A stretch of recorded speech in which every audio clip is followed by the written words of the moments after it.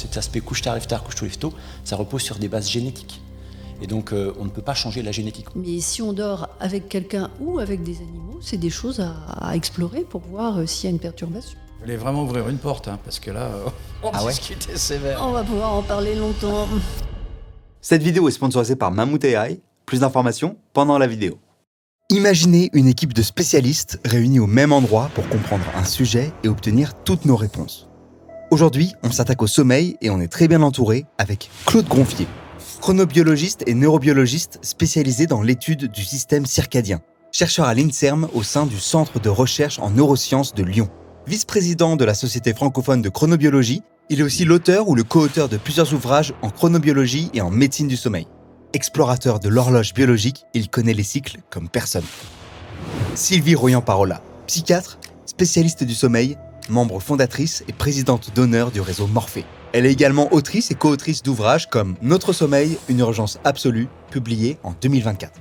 Quand il s'agit de sommeil, c'est elle qu'on consulte, les yeux fermés. François Duforez, médecin du sport et médecin du sommeil. Ancien chef de clinique des hôpitaux de Paris, il est praticien attaché au Centre du sommeil et de la vigilance de l'Hôtel-Dieu de Paris. Il est fondateur de European Sleep Center, axé sur les sportifs de haut niveau comme Charlie Dalin, vainqueur du Vendée Globe 2024-2025. Il n'y a pas mieux pour parler de sommeil sur le terrain et parfois en conditions difficiles. C'est un honneur de les avoir à notre table. Bienvenue dans Expert. Je vais commencer en vous racontant ce qui m'est arrivé hier soir. Hier soir, je suis chez moi... non, justement, je ne suis pas chez moi. Je rentre chez moi assez tard. Et à 4h du matin, je décide de mettre mon réveil. Et là, je vous explique exactement ce qui se passe dans ma tête quand je mets mon réveil. Et vous allez me dire si c'est une aberration, si c'est bien, pas bien, etc. De ce que j'ai compris, il y a des cycles de sommeil qui durent à peu près 1h30.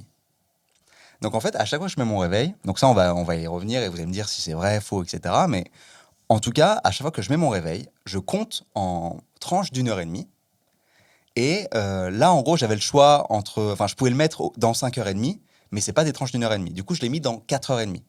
Donc j'ai préféré dormir moins, mais me réveiller à un moment d'un cycle. Est-ce que j'ai bien fait ? Qui souhaite répondre ? On peut tous répondre, mais Sylvie, d'abord. C'est très intéressant comme raisonnement, parce que c'est un raisonnement qui est basé sur une connaissance qui est tout à fait théorique, mais après, en fait, c'est une moyenne. Et la deuxième partie de la nuit, les cycles n'ont en réalité pas réellement 1h30 de durée. Donc, ce qui est bien, c'est de se réveiller à la fin d'un cycle, mais ça ne sera pas nécessairement au bout de 3 cycles pour 4h30.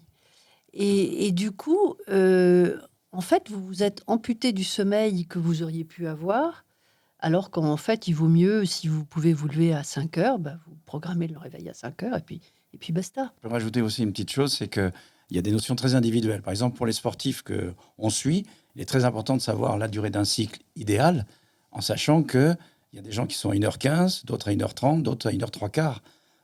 Donc, il y a une individualisation. Le début de la nuit, les cycles sont souvent bien fixés. Par contre, comme le dit Sylvie, en fin de nuit, c'est plus du tout la même chose.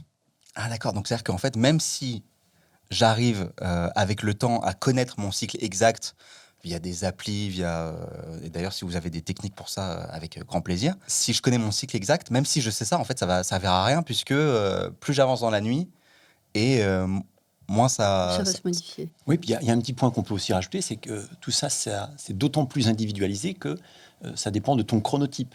On va en parler, j'imagine, Ouais, hein, ouais. mais on ne sait pas encore si tu es couche-tard, lève-tard ou couche-tôt, lève-tôt. On peut imaginer que tu es plutôt couche-tard, lève-tard, mais peut-être qu'on se trompe, tu vas nous dire.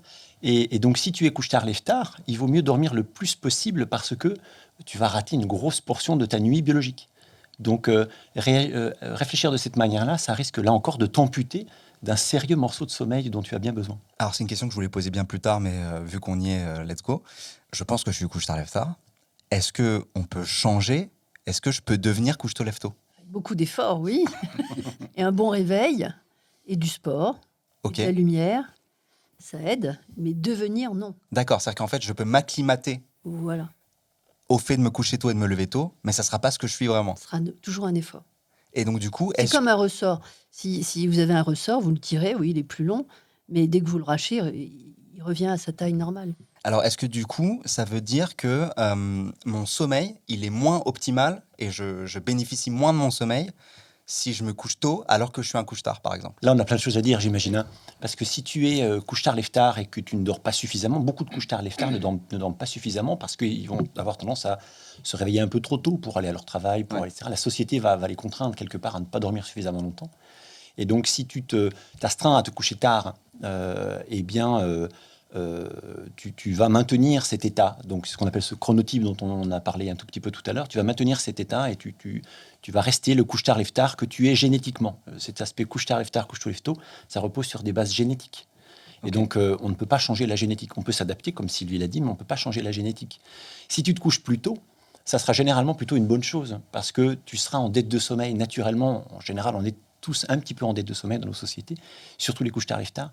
Et donc, si de temps en temps tu te couches un peu plus tôt, vraisemblablement tu vas t'endormir parce que tu seras en dette de sommeil. Donc, ce sera plutôt bénéfique pour toi et ça va même d'ailleurs t'aider à être un petit peu moins couche tard, lève-tard les quelques jours qui vont suivre. Surtout si tu arrives à t'endormir plus tôt, ça veut dire que tu es vraiment en dette de C'est sommeil. ça. Parce Ok. que normalement, justement, un des problèmes des gens couche tard, lève tard, c'est qu'ils se couchent tôt en se disant il faudrait quand même que je dorme, etc. Et ils n'y arrivent pas. Ok. Donc là, ce qu'il y a derrière, c'est la privation de sommeil. Et ça, c'est pas terrible. Ok. Alors, il y a trop de choses à aborder. C'est incroyable ce qui se passe. Non, puis, ce qui est aussi, ce que je peux rajouter une chose, nous, on s'occupe des sportifs aussi qui n'ont pas des horaires sociaux, qui sont ceux, généralement, des gens qui travaillent naturellement. Donc, on a des matchs à 21h, par exemple, ou alors des gens qui sont en décalage horaire en permanence. Et donc, dans ces réflexions-là, quand les sportifs nous disent « mais c'est quoi un bon dormeur ?» On dit « un bon dormeur, c'est le meilleur gestionnaire de la dette de sommeil. » Et pas être dans la privation de sommeil, mais être dans la dette. Si je gère ma dette de sommeil, je vais pouvoir m'adapter aux contraintes sociales, à ma génétique et puis à mon activité professionnelle. Avant qu'on aille plus loin dans la vidéo, un mot sur le sponsor que je trouve très cool, Mammouth AI. Mammouth AI, c'est une startup française qui a eu une idée hyper simple mais géniale. En gros, c'est une plateforme qui permet d'utiliser n'importe quelle IA. Ça peut être ChatGPT, Claude, DeepSeek, Mistral, Grok, Midjourney, etc., etc. Vous avez un seul espace avec lequel vous pouvez interagir avec des IA différentes. Je vous mets toutes les IA, que ce soit en texte, image, réflexion ou recherche, il y a de quoi faire. C'est assez génial et ce qui est super intéressant, c'est le prix. C'est non seulement moins cher que si vous aviez plusieurs comptes auprès de ces IA, mais la plupart du temps, c'est même moins cher que si vous aviez un seul compte en fait.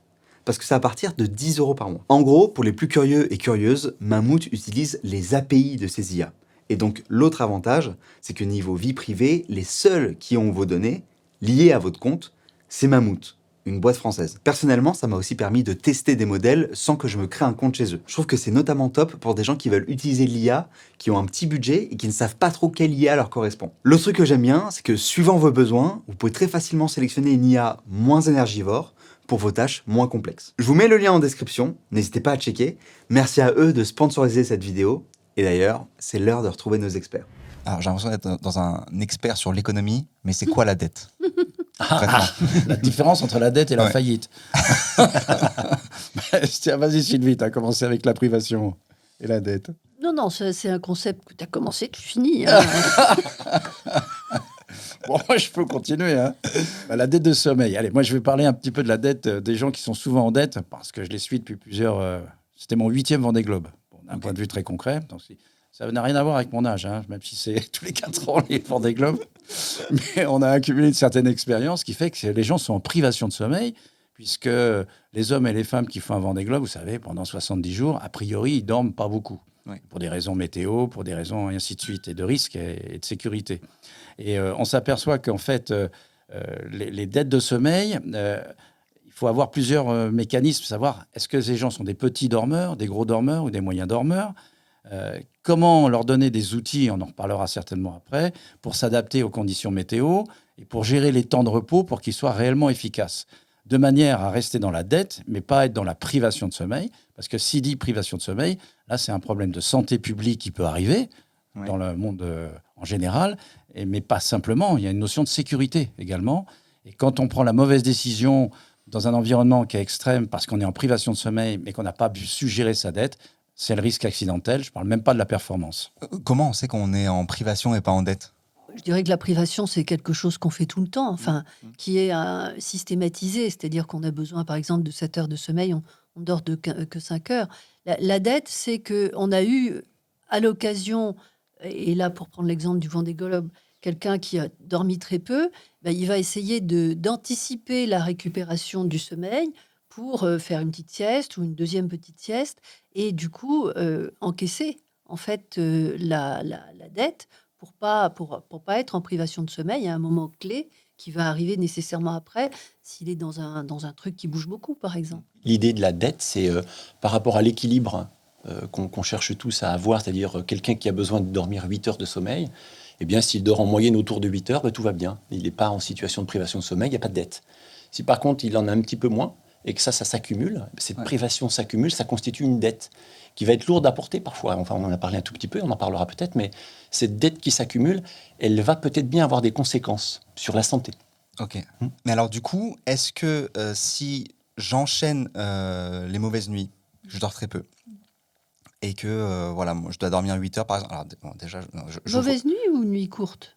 nuit courte. Pas Ah, pareil. c'est pas pareil. Oh là là.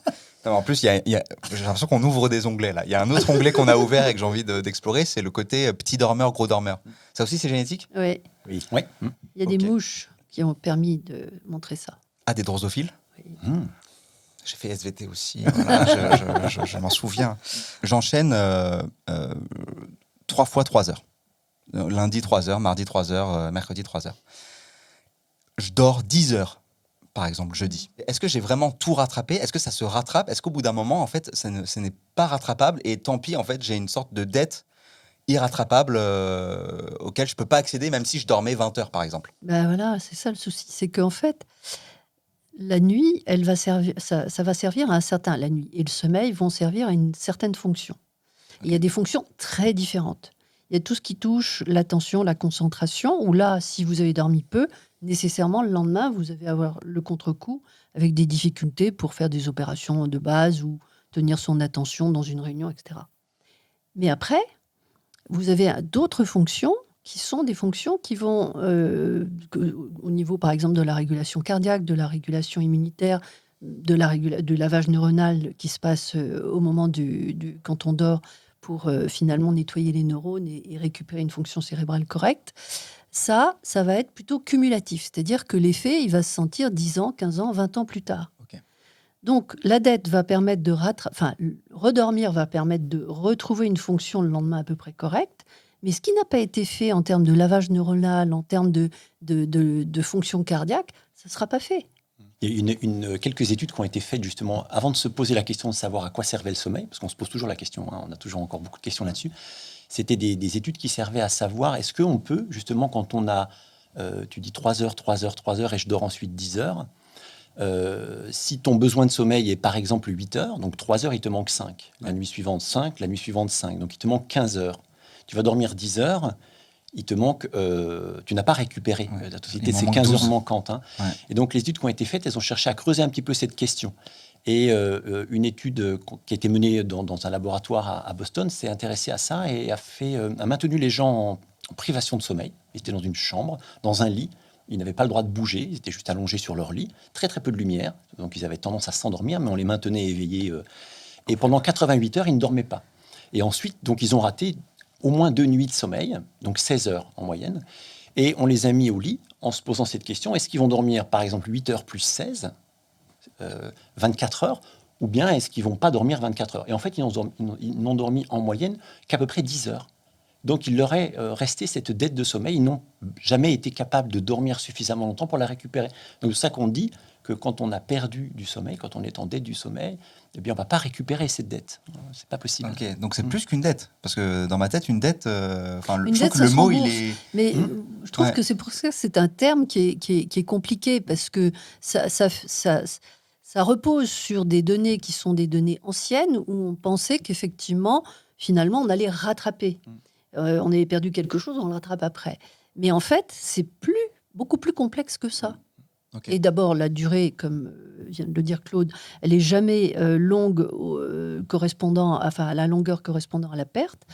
Mais en plus, il y a des fonctions, comme je le disais, des fonctions différentes. Donc, ça ne va pas rattraper tout de loin. Et puis, il y a la notion de qualité aussi.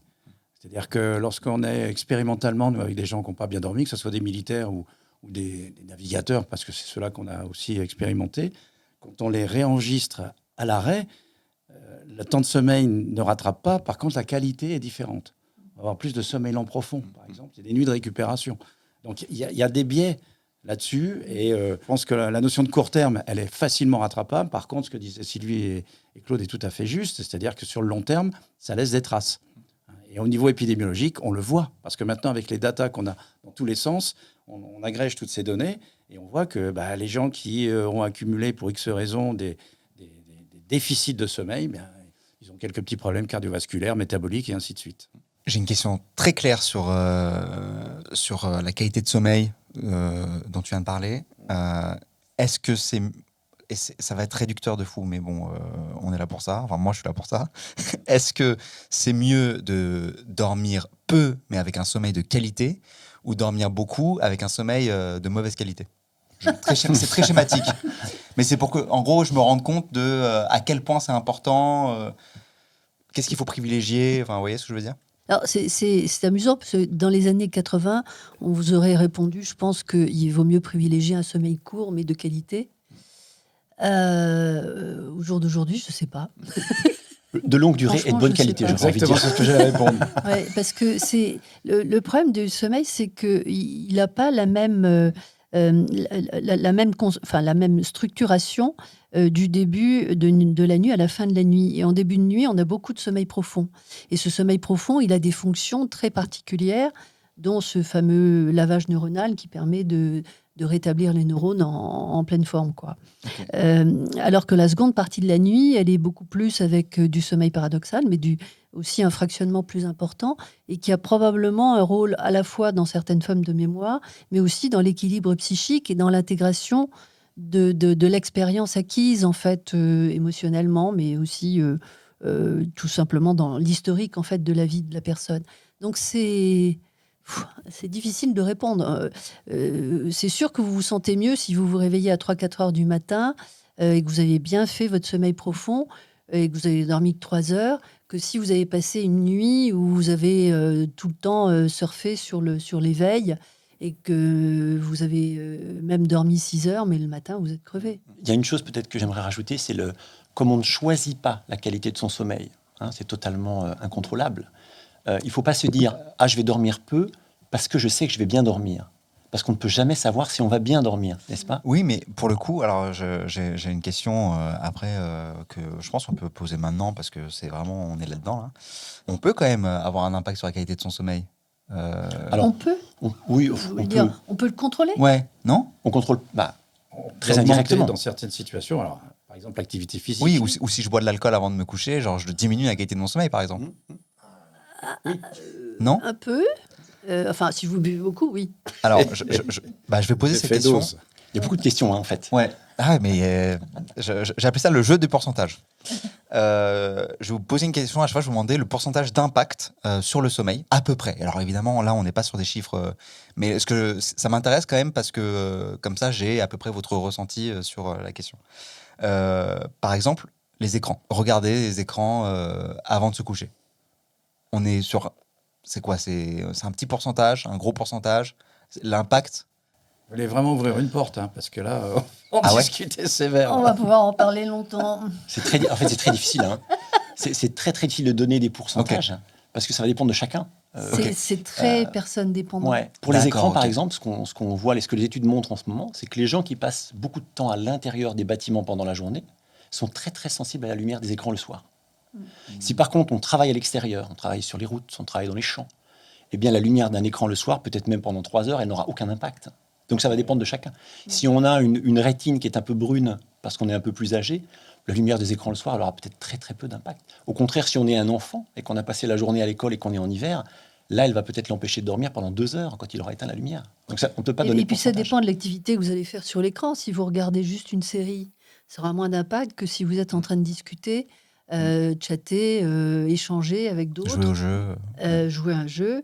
Parce que là, vous avez une stimulation en plus intellectuelle qui fait que votre cerveau, il change de registre, il passe sur le mode actif. Ok. Et pas je peux du vous tout raconter une anecdote là-dessus? Mais avec grand plaisir. Il faut faire attention au dogme dans cette histoire-là, parce que les écrans ont été très diabolisés, mais en fonction de la manière dont on s'en sert. L'anecdote est la suivante. Moi, j'étais dans une fédération et l'entraîneur, c'est une fédération de voile, me dit, il faut que tu ailles voir le gars qui est champion du monde en plus, parce qu'il regarde les écrans, et le matin, il est fatigué. Donc, j'ai dit, je suis sûr qu'il regarde les écrans, il faut lui interdire de regarder les écrans. Bon, je vais voir le gars, on lui met une petite montre qu'on appelle un ActiWatch pour l'enregistrer pendant 8 jours, sans rien lui dire, et il lui dit, tu ne changes rien à tes habitudes. Et on voit que le gars s'endort en moins de 5 minutes, il a une efficacité à 90%, c'est un super bien dormeur. Je dis, mais comment tu fais pour t'endormir aussi vite? Il me dit, je regarde les écrans. Je dis, qu'est-ce que tu regardes les écrans? Il me dit, je regarde des vagues, parce que je suis d'origine tahitienne, et quand je regarde les vagues, hop, je m'enlève tout de suite et je m'endors tout de suite. L'entraîneur, le lendemain, me dit, alors, tu lui interdis les écrans? Je dis, non, surtout pas, il ne faut rien changer. Mais le briefing que tu mets à 7 h du matin, alors que le gars s'endort à minuit et que c'était un gros dormeur, eh ben, c'est pas fait pour lui, parce que tu vas lui amputer une partie de son sommeil de fin de nuit. Elle dit, mais c'est comme ça qu'on fait, comme d'habitude. Je dis, oui, mais c'est lui qui est champion du monde. Donc, ton briefing, tu vas le décaler d'une demi-heure, 1 heure, et là, tu auras quelqu'un qui sera en bonne forme.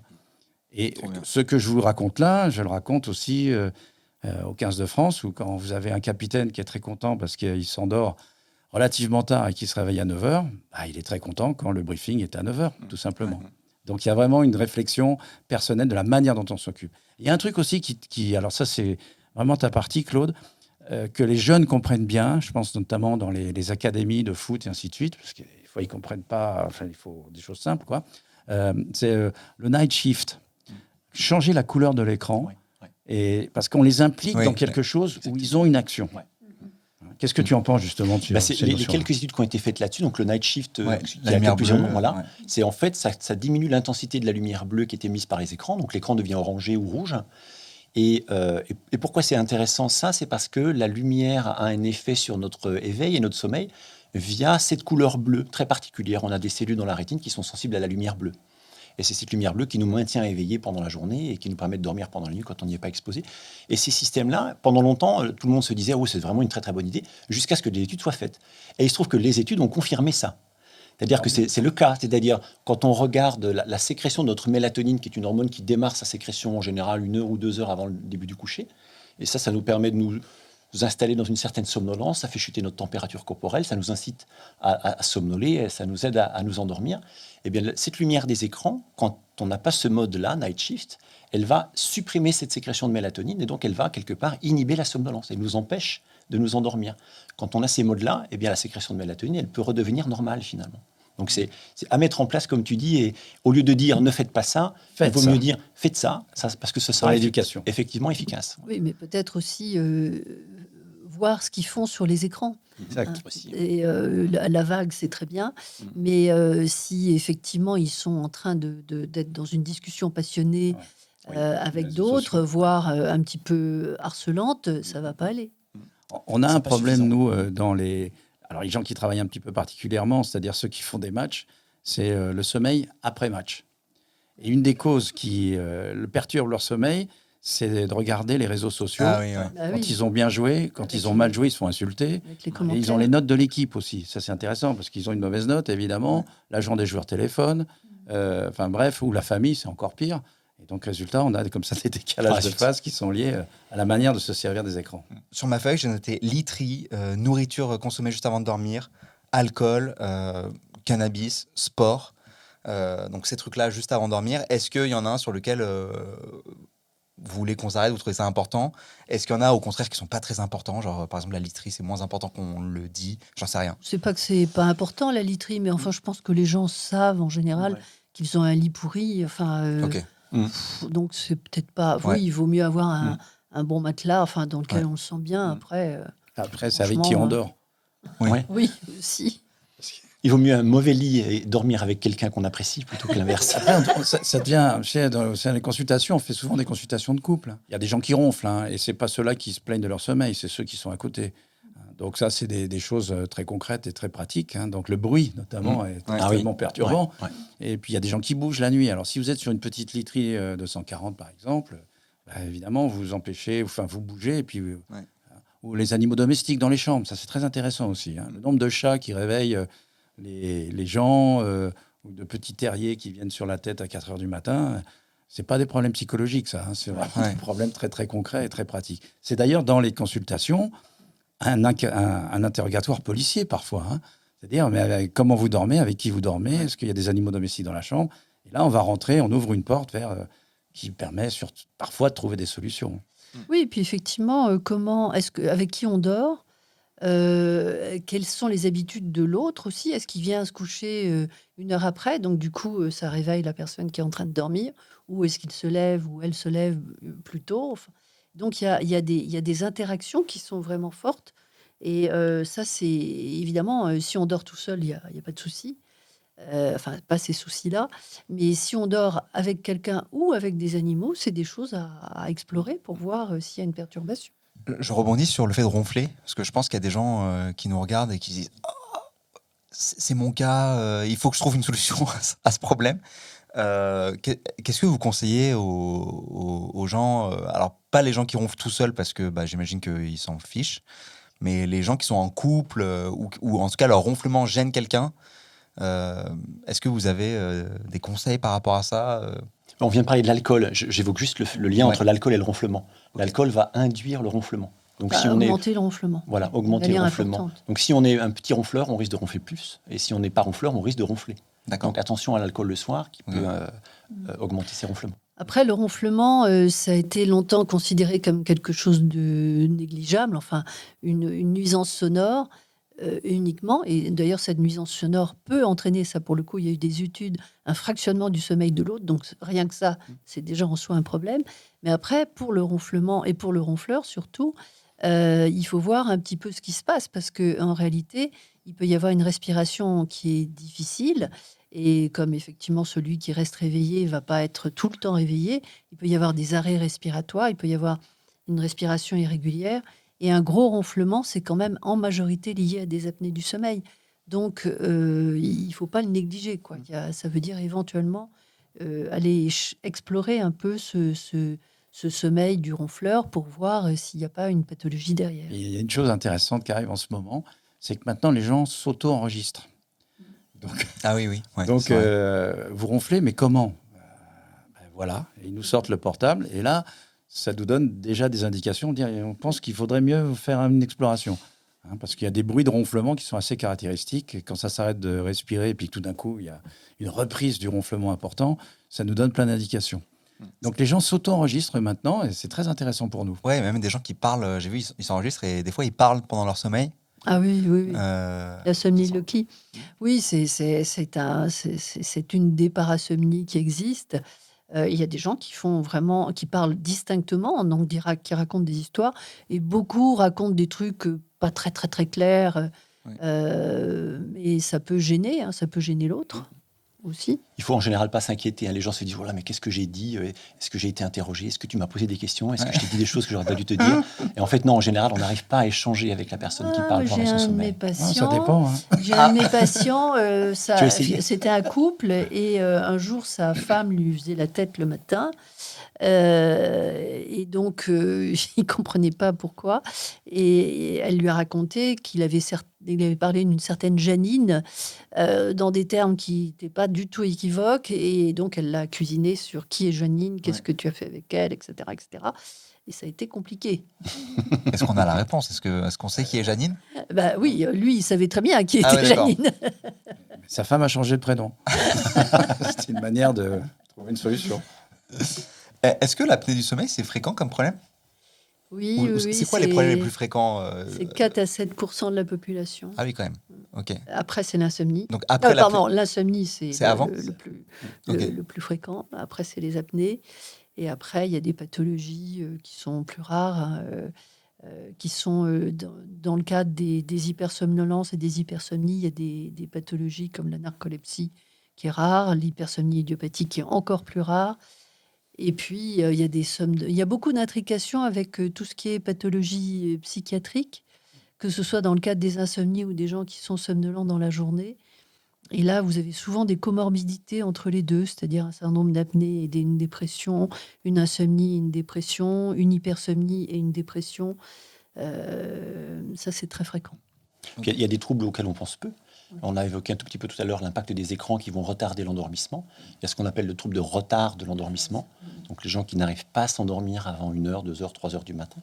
Le phénomène inverse, l'avance, c'est moins grave parce que généralement, ce sont des gens qui ont tendance un petit peu à somnoler le soir vers 20h ou 21h. Puis il y a un problème qui est très présent, c'est ce dont souffrent les travailleurs de nuit, travailleurs et travailleuses de nuit, ou ceux qui effectuent des postes et qui là vont avoir beaucoup de difficultés quand ils vont rentrer le matin à la maison après leur poste de nuit à dormir, tout simplement. Et comme il y a à peu près 20% dans nos populations de travailleurs de nuit qui travaillent de nuit, parmi ceux qui travaillent, c'est énorme, mais on pense qu'il y a à peu près 1 sur 2 travailleurs de nuit qui ont des troubles du sommeil liés à leur travail de nuit. Donc, pourquoi c'est ils une vont grosse avoir un partie. problème pour dormir alors qu'ils ont, justement, ils sont plus fatigués, j'imagine. Alors, c'est une bonne question, ça. On s'attend à ce que Merci. s'ils ont été éveillés pendant la nuit, ils vont arriver le matin Ouais. dans leur chambre, ils vont être épuisés, ils vont s'endormir. En fait, généralement, c'est ce qui se passe. Ils sont épuisés, ils s'endorment parce que la pression de sommeil est très élevée. Le problème, c'est que leur horloge biologique, parce qu'on a une horloge biologique dans notre cerveau qui est programmée pour produire du sommeil pendant la nuit et produire de l'éveil pendant la journée. Ok. Lorsqu'ils arrivent dans leur lit, ils vont s'endormir spontanément assez rapidement parce que la pression de sommeil est très forte. Puis au bout d'1 heure, 2 heures ou 3 heures, ils vont se réveiller, ils vont avoir un sommeil très fragmenté. Et en général, ils vont dormir en moyenne 2 heures de moins que quelqu'un qui travaille de jour. Donc, ils ont une grosse dette de sommeil, pour reprendre le terme qu'on utilisait tout à l'heure. Ok. On a parlé justement de... En fait, on a un cycle, du coup, interne avec les hormones qu'on libère et donc ce qui correspond un peu à ce lève tôt, couche tôt, lève tard, couche tard, j'ai l'impression. J'ai l'impression que c'est étroitement lié. Ou que c'est la même chose même. Et j'avais un ami, j'avais un coloc qui était très sérieux sur son sommeil. C'est-à-dire qu'après une certaine heure, il ne fallait plus lui parler. Il était en mode, non, il y a mon train du sommeil qui arrive. Je vais me coucher. Vraiment, il était très sérieux là-dessus. Et c'est lui qui m'a appris ce truc d'1h30. Et lui, il disait même, non seulement il y a des cycles d'1h30, mais en plus, on a notre propre cycle. Et donc, lui, il avait vu à quel moment il avait des coups de barre dans la journée. Il les notait. Grâce à ça, il avait à peu près son cycle. Et il faisait coïncider les cycles d'1h30 sur son cycle à lui. Est-ce que ça a du sens ? Est-ce qu'il m'a baratiné ? Nathan, c'est toi que je regarde. Est-ce que il a tout compris sur le sommeil ou est-ce qu'il est à côté de la plaque ? Alors là, je pense que c'est ce que tu fais avec les navigateurs, solitaires tout le temps. On va rentrer un peu dans le détail de la personnalité des gens aussi. Parce que alors, on a eu des... Je ne citerai pas les noms. On est lié quand même à un certain secret. Mais il y a 2 manières d'arriver dans la performance, quelle que soit l'activité d'ailleurs, professionnelle ou sportive. En gros, il y a les perfectionnistes obsessionnels, c'est-à-dire qui vont tout noter et qui sont performants parce qu'ils obéissent à des process et ils fonctionnent comme ça. Et puis, il y a les instinctifs, les intuitifs qui, en fonction des sensations qu'ils ont, vont pouvoir s'adapter également. Mais les 2 sont performants. Ok. Après, c'est trouver le mode d'emploi qui fait qu'en fonction des connaissances qui sont de base par rapport à la lumière, par rapport au cycle du sommeil, l'individualisation, la personnalisation qui fait que voilà comment je vais me comporter en fonction de la situation. Mais il y a des profils de personnalité qui ont besoin de ça. Et je signerai une chose, c'est qu'est arrivée une autre pathologie qu'on n'avait pas avant, ce qu'on appelle l'orthosomnie. C'est-à-dire des gens qui, à force d'enregistrer, de s'enregistrer en permanence, avec les montres connectés, qui sont parfois pas assez sensibles pour être dans la vraie physiologie de la personne. Et on crée, un peu comme dans la nutrition d'ailleurs, des gens qui sont tellement obsessionnels de « mince, l'application me dit que j'ai eu que 10% de sommeil profond alors que je devrais en avoir 20%, et qui créent une pathologie alors qu'a priori, ils ont bien dormi. Parce qu'ils ne sont plus dans la sensation, ils sont dans la mesure. Ok. Donc, il faut jouer avec la personnalité des gens. Mais est-ce que c'est vrai ? Est-ce qu'on peut avoir un cycle personnel et le cycle de sommeil et genre les faire coïncider ? Est-ce que ça a un sens ? Je vais vous dire ce qu'on fait avec les navigateurs. Parce que justement, on est dans des conditions un petit peu particulières où il va falloir qu'ils soient vigilants pour prendre les bonnes décisions au moment où l'environnement n'est pas évident. On fait des enregistrements à terre et on fait des enregistrements en mer. En mer, évidemment, c'est totalement différent. Mais à terre, on voit par des algorithmes ce que tu décris, c'est-à-dire ces fameux coups de barre dans la journée. Et en fonction du matin, si on est plutôt du matin ou plutôt du soir, enfin des chronotypes intermédiaires, au lieu de faire des creux à 13h, on peut le faire à 15h et pas à 14h, par exemple. Et donc, en indiquant ça, c'est purement des indications, on dit à la personne, bien écoute, statistiquement, à 15h, tu as un creux de vigilance qui correspond à ce qu'on appelle les rythmes ultradiens. D'ailleurs, qui sont aux alentours d'1 heure et demie, d'ailleurs. Hein. Là, je parle, il y a un chronobiologiste. Hein. 90 Hein. minutes. Mais même dans la journée, on voit ces creux qui arrivent et on lui dit, c'est peut-être pas statistiquement le moment de prendre une bonne décision, le moment d'être actif, au moment où tu as ton creux, mais il n'est pas à 13h comme dans les livres, après déjeuner. Pour toi, il est plutôt à 15h. Donc, on Et individualise. tous les ces jours, il fameux sera à creux. 15h? Alors, là aussi, c'est une très bonne question parce que c'est fonction de l'environnement, lumineux, bien sûr, de ce que vous avez à faire au niveau social, Son activité. et de l'activité en général. Après, Mais donc, c'est l'art du compromis. Ouais. Mais si je suis dans une chambre témoin, par exemple, il sera à 15h tous les jours. Ça, Claude, il va vous répondre parce qu'il en a des chambres témoins. Alors, ça a été fait. On a fait ça à Strasbourg il y a très très longtemps. On a pris des jeunes hommes en bonne santé. Jeunes hommes parce qu'on voulait ne pas être ennuyés par le cycle menstruel qui allait modifier le sommeil à certains moments et donc on perdait le contrôle de ce sommeil. Donc on a pris des jeunes hommes et on les a placés dans des conditions où il n'y avait rien à faire en particulier. Ils avaient le droit de lire des livres, pas de regarder la télévision, d'écouter la radio, d'écouter de la musique. Et on a mesuré leur électroencéphalogramme, donc voir les ondes cérébrales. Et qu'est-ce qu'on a vu? On a vu qu'en effet, il y avait des cycles à peu près de 90 minutes. Alors, comme on le disait tout à l'heure, chez certains, c'était 90, d'autres, c'était 70, d'autres, c'était 100. Donc, ça, c'était très variable d'un sujet à l'autre. Et on a fait ça pendant 3 jours et c'était pas en phase. Entre 2 jours, c'était pas du tout en phase. C'est-à-dire, c'est pas parce que un creux se produisait à 15h ce jour-là que le lendemain, il était à 15h.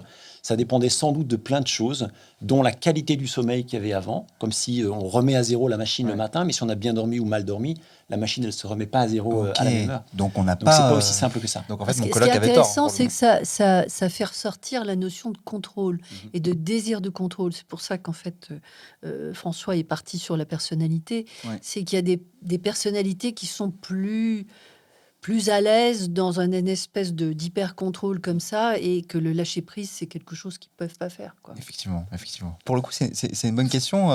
Comment les hormones, donc les variations d'hormones du cycle menstruel, impactent le sommeil? Est-ce qu'il y a des choses à avoir en tête? Est-ce qu'il y a des conseils à donner? Bah, déjà, il y a des périodes un peu d'insomnie, souvent, dans la période périmenstruelle, que ce soit avant, pendant ou après. Il y a des femmes qui décrivent des insomnies qui sont que là. Donc, un mauvais sommeil avec un fractionnement du sommeil. Après, spécifiquement, le rôle de chaque hormone, je pense que c'est compliqué, mais ça modifie déjà le rapport entre le sommeil profond et le sommeil paradoxal. Ça intervient déjà dans la structure même du sommeil. Et puis après, ça dépend là aussi de si c'est une femme jeune, si c'est une femme qui est proche de la ménopause, où les cycles vont être très, très plus irréguliers, avec des dosages qui vont être au niveau hormonaux différents.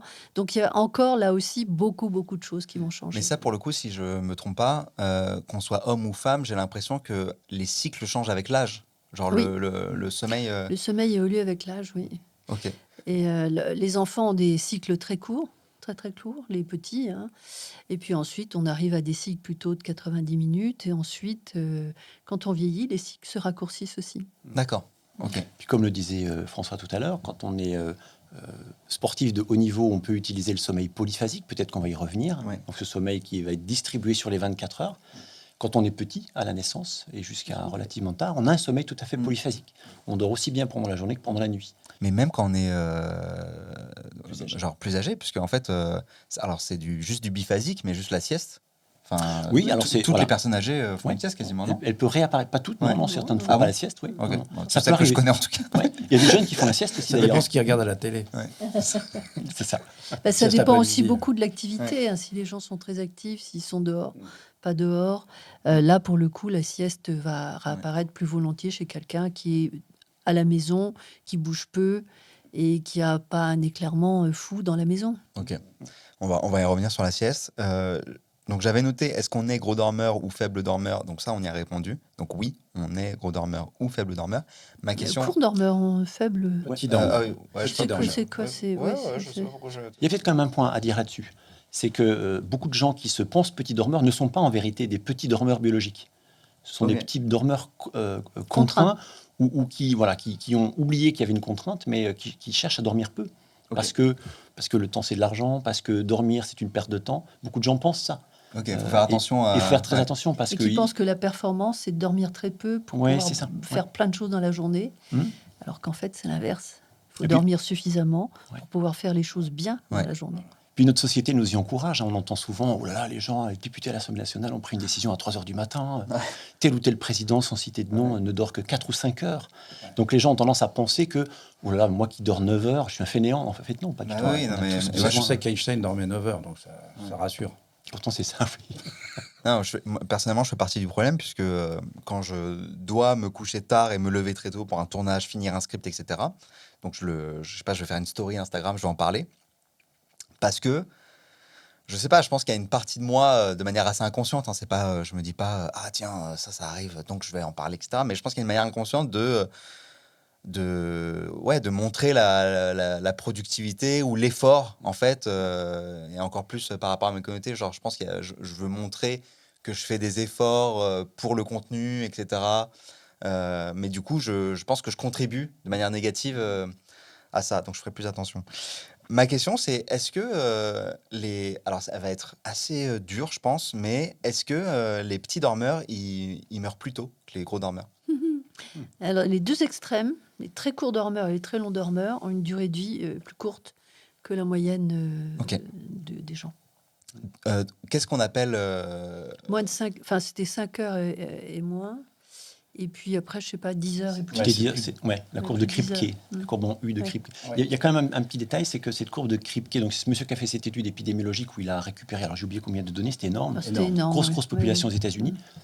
Il a simplement posé la question, enfin observé le lien entre la mortalité et Et la la durée du de sommeil, sans savoir le reste. sans savoir le C'est ça, reste. le reste. Ah ouais. Et donc ce qu'on croit quand même, parce qu'on s'est tous posé la question, mais pourquoi est-ce que les gens qui sont des longs dormeurs meurent plus rapidement?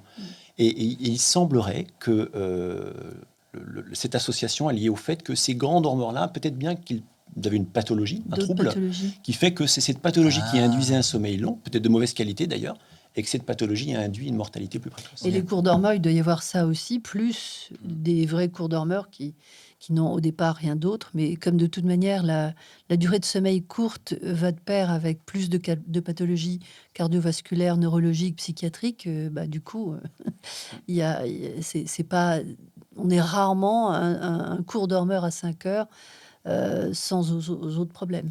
Ok, ok, je comprends. Ça reprend une question que j'avais après, mais je vais la sortir maintenant. Je voulais voir avec vous quels sont les effets de trop dormir et aussi les effets de pas assez dormir. Pas assez dormir, on l'a un peu abordé avec le lavage neuronal, la mémoire. Mais je veux bien qu'on en reparle un peu sur voilà, les effets que ça a de peu dormir et les effets que ça a aussi de trop dormir. Je me demande si ça en a. Bah, pour le sommeil court, je peux peut-être commencer.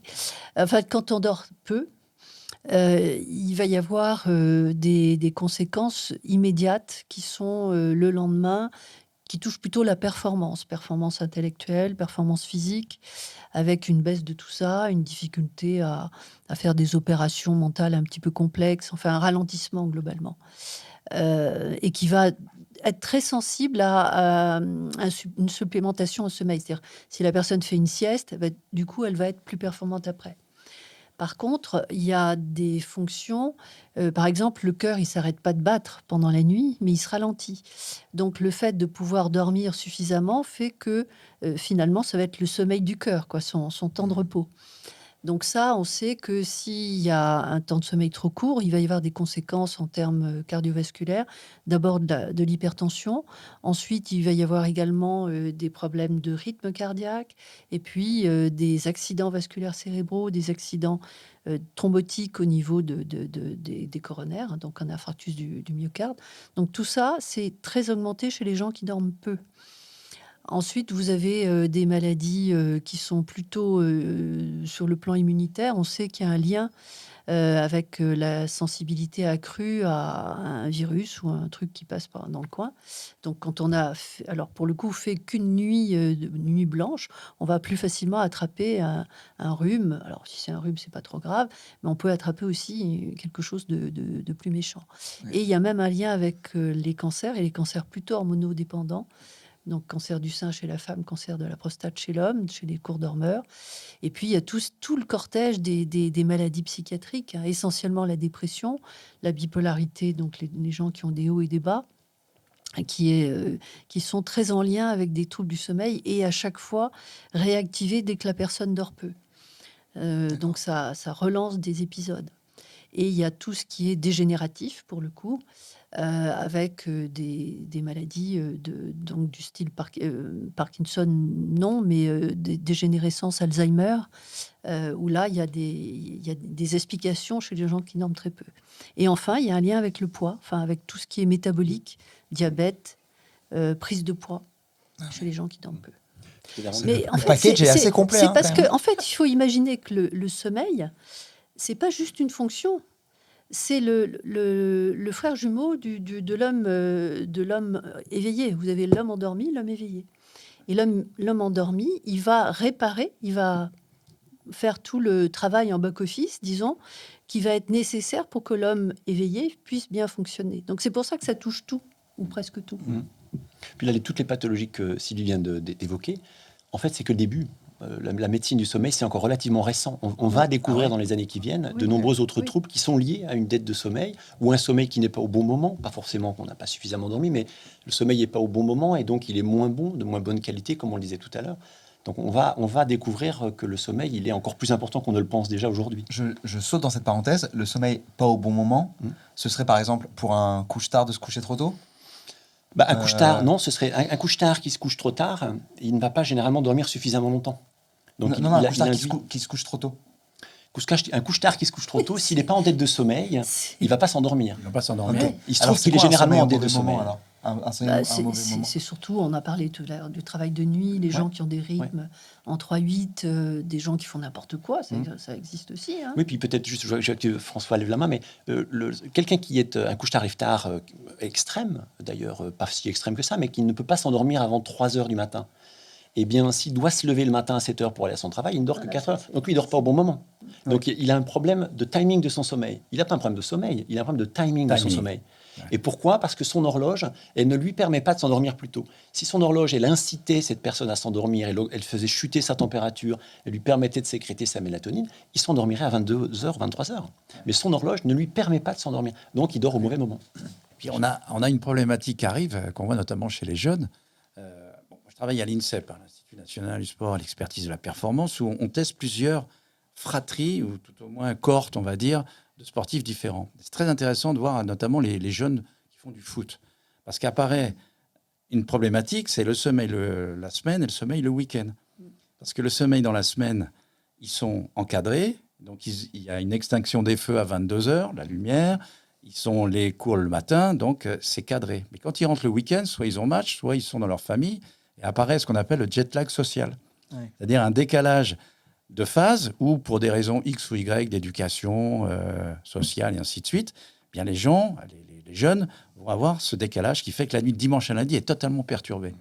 Parce qu'ils ont le rythme du week-end qui est de plus de 2 à 3 heures de décalage par rapport au rythme de la semaine. Et donc ça, c'est une pathologie nouvelle, qui est très intéressante. Et qui ne touche pas que les jeunes. En fait, ce qui est assez amusant, avant, c'était vraiment que les ados.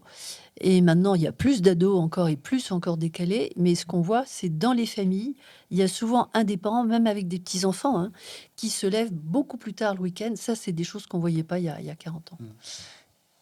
Moi, je suis clairement là-dedans, je pense. C'est-à-dire que je n'ai pas vraiment le même rythme la semaine et le week-end, alors que je pourrais, mais c'est juste dans ma tête, c'est le week-end, donc j'ai le droit. Vous avez parlé de 2-3 heures. C'est-à-dire qu'au-deçà de 2-3 heures, c'est bon, on n'est pas décalé et ça passe. C'est une notion d'horloge biologique, justement. C'est acceptable. Ok. Acceptable. Donc par exemple, si on se lève tous les matins à 8 heures, c'est bien le dimanche de ne pas se lever après 11 heures. Voilà. Exactement. Ça, c'est vraiment une mesure qu'on peut donner à tout le monde, très importante. Et si on a envie de dormir, c'est là où les siestes vont arriver. D'accord. C'est là où on va pouvoir compenser, parce que le sommeil sera peut-être de meilleure qualité en début d'après-midi que le matin, avec la lumière, le bruit, et ainsi de suite. Ok, donc c'est mieux de segmenter son sommeil à ce moment-là, plutôt que de à la limite, si faire un gros bloc. On est sorti tard, il vaut mieux dormir jusqu'à 9 heures et puis se faire une sieste de 14 à 16. Ok, trop bien. Il y a une très jolie étude qui a été faite par nos collègues américains là, il y a 3 ou 4 ans, qui justement s'est intéressée à cette question. La question c'était, est-ce qu'il vaut mieux dormir 3, 4, 5 heures de plus le week-end pour compenser de sa dette de Tu veux sommeil dire le accumulée matin pendant la semaine, le matin, Oui. ou est-ce qu'il vaut mieux se lever à la même heure, quitte à, on va penser, quitte à maintenir finalement cette dette de sommeil. Et il a observé plusieurs paramètres, dont cardiovasculaire, fréquence cardiaque, pression artérielle, métabolisme. Ils étaient dans des chambres calorimétriques qui mesuraient la dépense énergétique. Et il a vu qu'il valait mieux se lever à peu près à la même heure. Et donc c'est pour ça qu'on dit on peut s'autoriser 1 à 2 heures de décalage, mais pas au-delà, vraisemblablement. Il vaut mieux faire des siestes dans la journée. Parce que si on se décale, on va décaler notre horloge.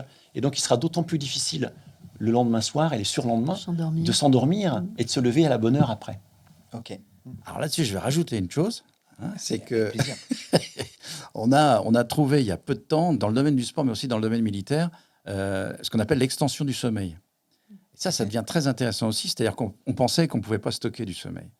Et en fait, si, pour une étude Princeps qui a eu lieu en 2011 chez des basketteurs américains en NBA, où ils ont fait dormir le matin les joueurs d'une demi-heure à 3/4 d'heure de plus. C'est-à-dire qu'ils avaient décalé les heures d'entraînement.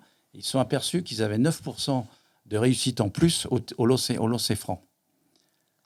Donc, on peut stocker du sommeil. Et pour les navigateurs qui vont faire un Vendée Globe, on essaye, c'est pas toujours facile, de les isoler la semaine d'avant la course pour qu'ils puissent dormir le plus possible, parce qu'on sait qu'ils vont être en décalage de sommeil pour les premiers jours de course. On a mesuré le lancer franc, donc c'était pas le lendemain, mais c'était parce que sinon je vois pas le stockage.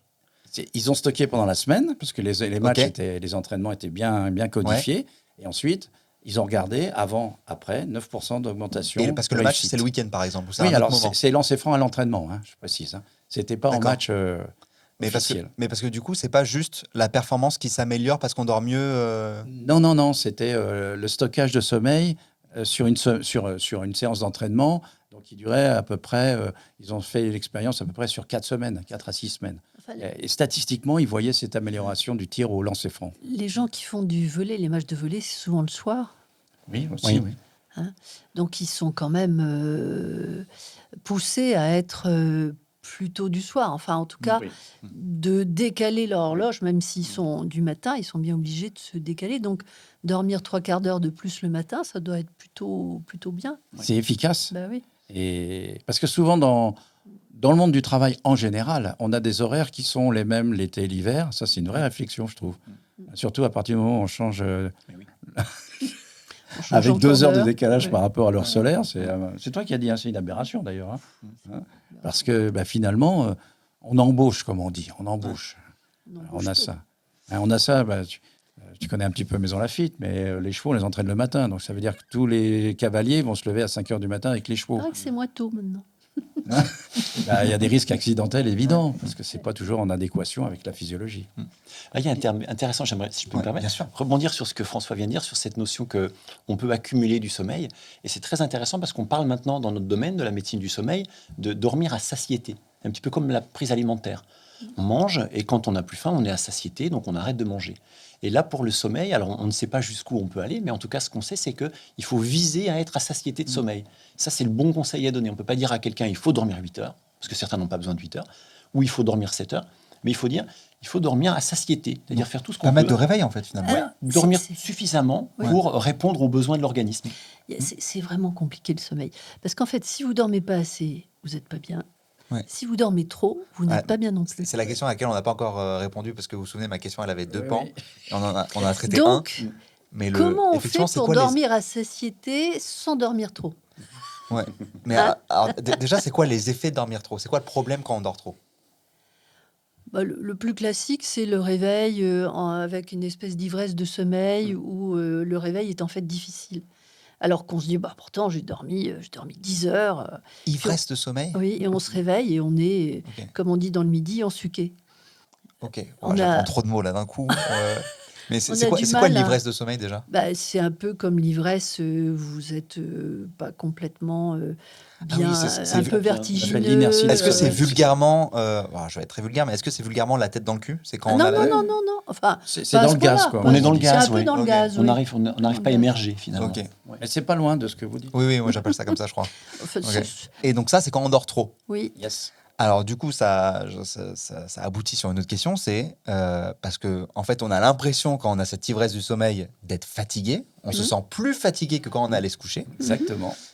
Du coup, c'est quoi le lien entre la fatigue et le sommeil? Puisque moi, je pensais de manière évidente que plus je dormais, moins j'étais fatigué, et en fait, les deux étaient une sorte de vase communicant, quoi.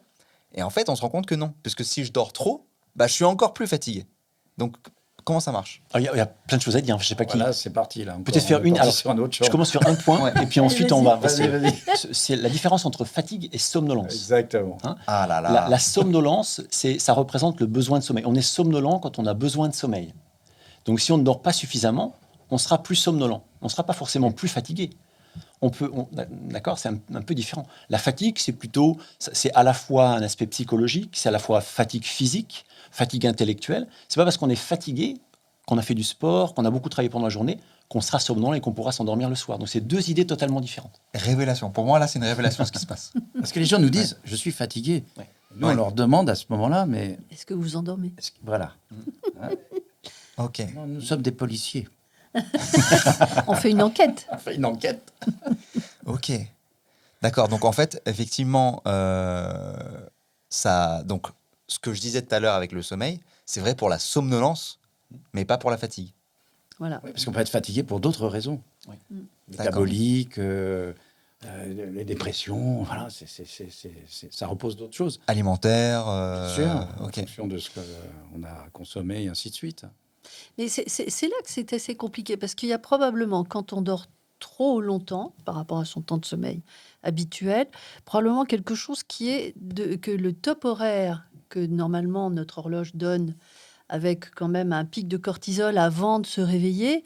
Ce pic de cortisol, déjà, si on l'a pas écouté et qu'on continue à dormir, quand on va se lever, en fait, on va plus avoir ce côté dynamisant. C'est-à-dire qu'il y a aussi, il n'y a pas que la durée, il y a aussi l'aspect circadien qui joue quand on dort ok.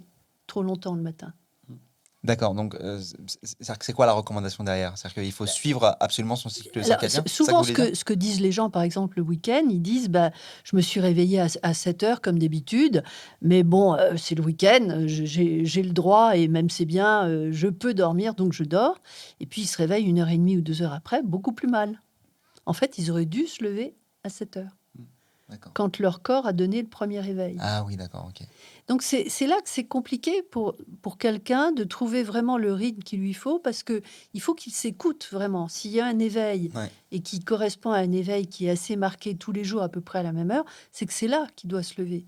Et même s'il a des raisons pour pouvoir rester au lit, c'est pas nécessairement mieux. Ok. Il y a un point qu'on peut dire aux gens aussi, c'est que la qualité de l'éveil va dépendre de la qualité de la journée.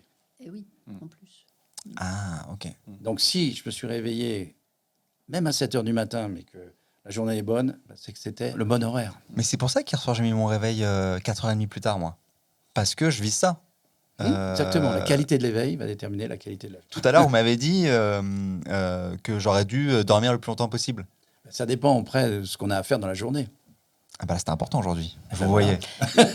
Oui, puis mais ça dé- c'est parce que vous avez fait un calcul qui était un calcul théorique. Ouais. Ok. Et puis ça dépend de quelle est ton heure habituelle de réveil, et ça dépend de la qualité du sommeil que tu as eu les nuits précédentes. Si tu arrives avec beaucoup de somnolence, beaucoup de sommeil raté finalement, ben, il vaut mieux dormir un peu plus Ok. et mettre ton réveil à l'heure à laquelle tu dois émerger au plus tard, par exemple. En fait, quand je vous écoute, j'ai l'impression que on sait ce qu'il vaudrait de mieux. C'est-à-dire que mais c'est plus après coup. C'est-à-dire qu'en fait, on peut de manière rétrospective regarder ce qui s'est passé, Oui. mais c'est très dur de pouvoir prévoir et dire bon bah là, il faudrait que je me réveille à ce moment-là, et donc je vais mettre mon réveil à ce moment-là. En fait, j'en ai aucune idée. On peut pas le savoir. C'est après coup qu'on juge. Mais C'est l'art de l'adaptation. C'est l'art de l'adaptation et de la connaissance de soi. Ouais. C'est-à-dire que la connaissance de soi, on en a tous une certaine partie, évidemment, mais au niveau du sommeil, on ne sait rien. On nous apprend jamais rien sur le sommeil. Donc, du coup, il faut faire son expérience quelque part. Il faut vraiment tester et puis être éventuellement accompagné, comme toi tu le fais, François, pour pouvoir arriver à voir quel est finalement son rythme et dans lequel on est le mieux. Par exemple, vous qui êtes du soir, vous levez à 4h30 du matin, c'est quand même pas Me coucher, ouais. physiologiquement. Ah, c'est me coucher. Vous vous êtes couché. Ouais, je me suis couché à 4h et j'ai mis un réveil dans 4h30, donc 8h30. Ah, d'accord. J'ai compris que vous étiez levé à 4h30. Je me suis dit, c'est rude. Jamais de la vie. Là, déjà, c'est ça. Bah, je préférais ne pas dormir, en fait. Je Je pense pense que je que le dormirais métier pas. que vous faites est un métier qui est aussi en décalage. Hein. Donc, il n'y a pas de hasard. Hein. Je veux dire, les artistes, les gens du spectacle sont souvent des gens du soir. Ok. Les gens Oui. très scrupuleux sont souvent des gens du matin. Oui. Voilà, Oui, il y a des métiers qu'on peut pas faire parce qu'on a, on n'est pas bien. et puis Oui, on n'est voilà, pas quoi. bien, on n'est pas bien. Moi, je vois les gars qui courent à 6 h du matin, ou hommes ou femmes d'ailleurs, à 6 h du matin pour le marathon. Je sais à peu près que c'est des petits dormeurs obsessionnels, c'est clair, Ok. du matin. Parce que sinon, ils ne seraient pas là à courir. Donc, ils font une activité qui plaît à leur physiologie. Il y a une adéquation. Ouais. Il ne faudrait jamais courir un marathon à 6 h du matin en préparation à un cas du soir. Hein. Ouais, en fait, faut se laisser tranquille aussi. Il faut pas se forcer, quoi. Genre, Non, il faut aller dans le sens de ce Ouais. que vous ressentez. Je dirais, Ouais. cette notion, il y a des chiffres, il y en a de plus en plus, et la connaissance, elle avance progressivement. Il faut se méfier des dogmes, d'ailleurs, parce que les choses qu'on disait il y a 20 ans, peut-être que Ils sont plus forcément juste sont maintenant. rigides. Quoi. Ouais. C'est-à-dire qu'en fait, certaines personnes qui vont faire un footing le dimanche matin, c'est beaucoup plus facile pour elles que. Parce que je l'ai fait quelques fois, vraiment, c'était horrible. Oui, oui. Et en fait, pour eux, c'est pas horrible. Pour Non. eux, c'est. Pour eux, c'est bien. Ouais. Pour eux, c'est bien. Et ça peut correspondre aussi à cette notion de l'activité physique qui est liée aussi au sommeil, parce que l'activité physique, c'est la vigilance, a priori. Hein. Et par rapport à la chronobiologie, s'il y a un conseil à donner à des gens qui ont des horaires qui ne sont pas des gens du soir, c'est de courir le matin avec la lumière du soleil. C'est le meilleur moyen de régler l'horloge biologique et d'avoir une journée de bonne qualité. Mais, à contrario, les gens du soir demandent est-ce que je peux faire du sport le soir. Hein, ça, c'est une question Oui, qui revient bah, très souvent. Ça, je peux, Vous vous ça. souvenez, ma liste, là, nourriture, literie, etc. Mais Il y avait l'activité sport dedans. physique. Ouais. Non, mais je n'avais pas oublié, parce qu'en tant que médecin Ouais. du sport, je voudrais qu'on en Parce parle. Moi, souvent, je m'interdis de faire du sport. À un moment, je me dis, ah là, il est 22h, je sais que la salle, elle est encore ouverte. J'ai du Alors, temps. So what? Et j'y vais pas, du coup, parce que je me dis, non. La mais ça, c'est personne pour pour François. répondre. Mes parents m'ont J'ai toujours dit tout de pas. testé. Allez, dites-moi. Non, c'est très amusant parce qu'il y a là aussi des dogmes, il ne faut pas faire de Ouais. sport le soir parce que ça empêche de dormir. Ouais. Si vous êtes footballeur professionnel ou rugbyman professionnel, c'est vrai.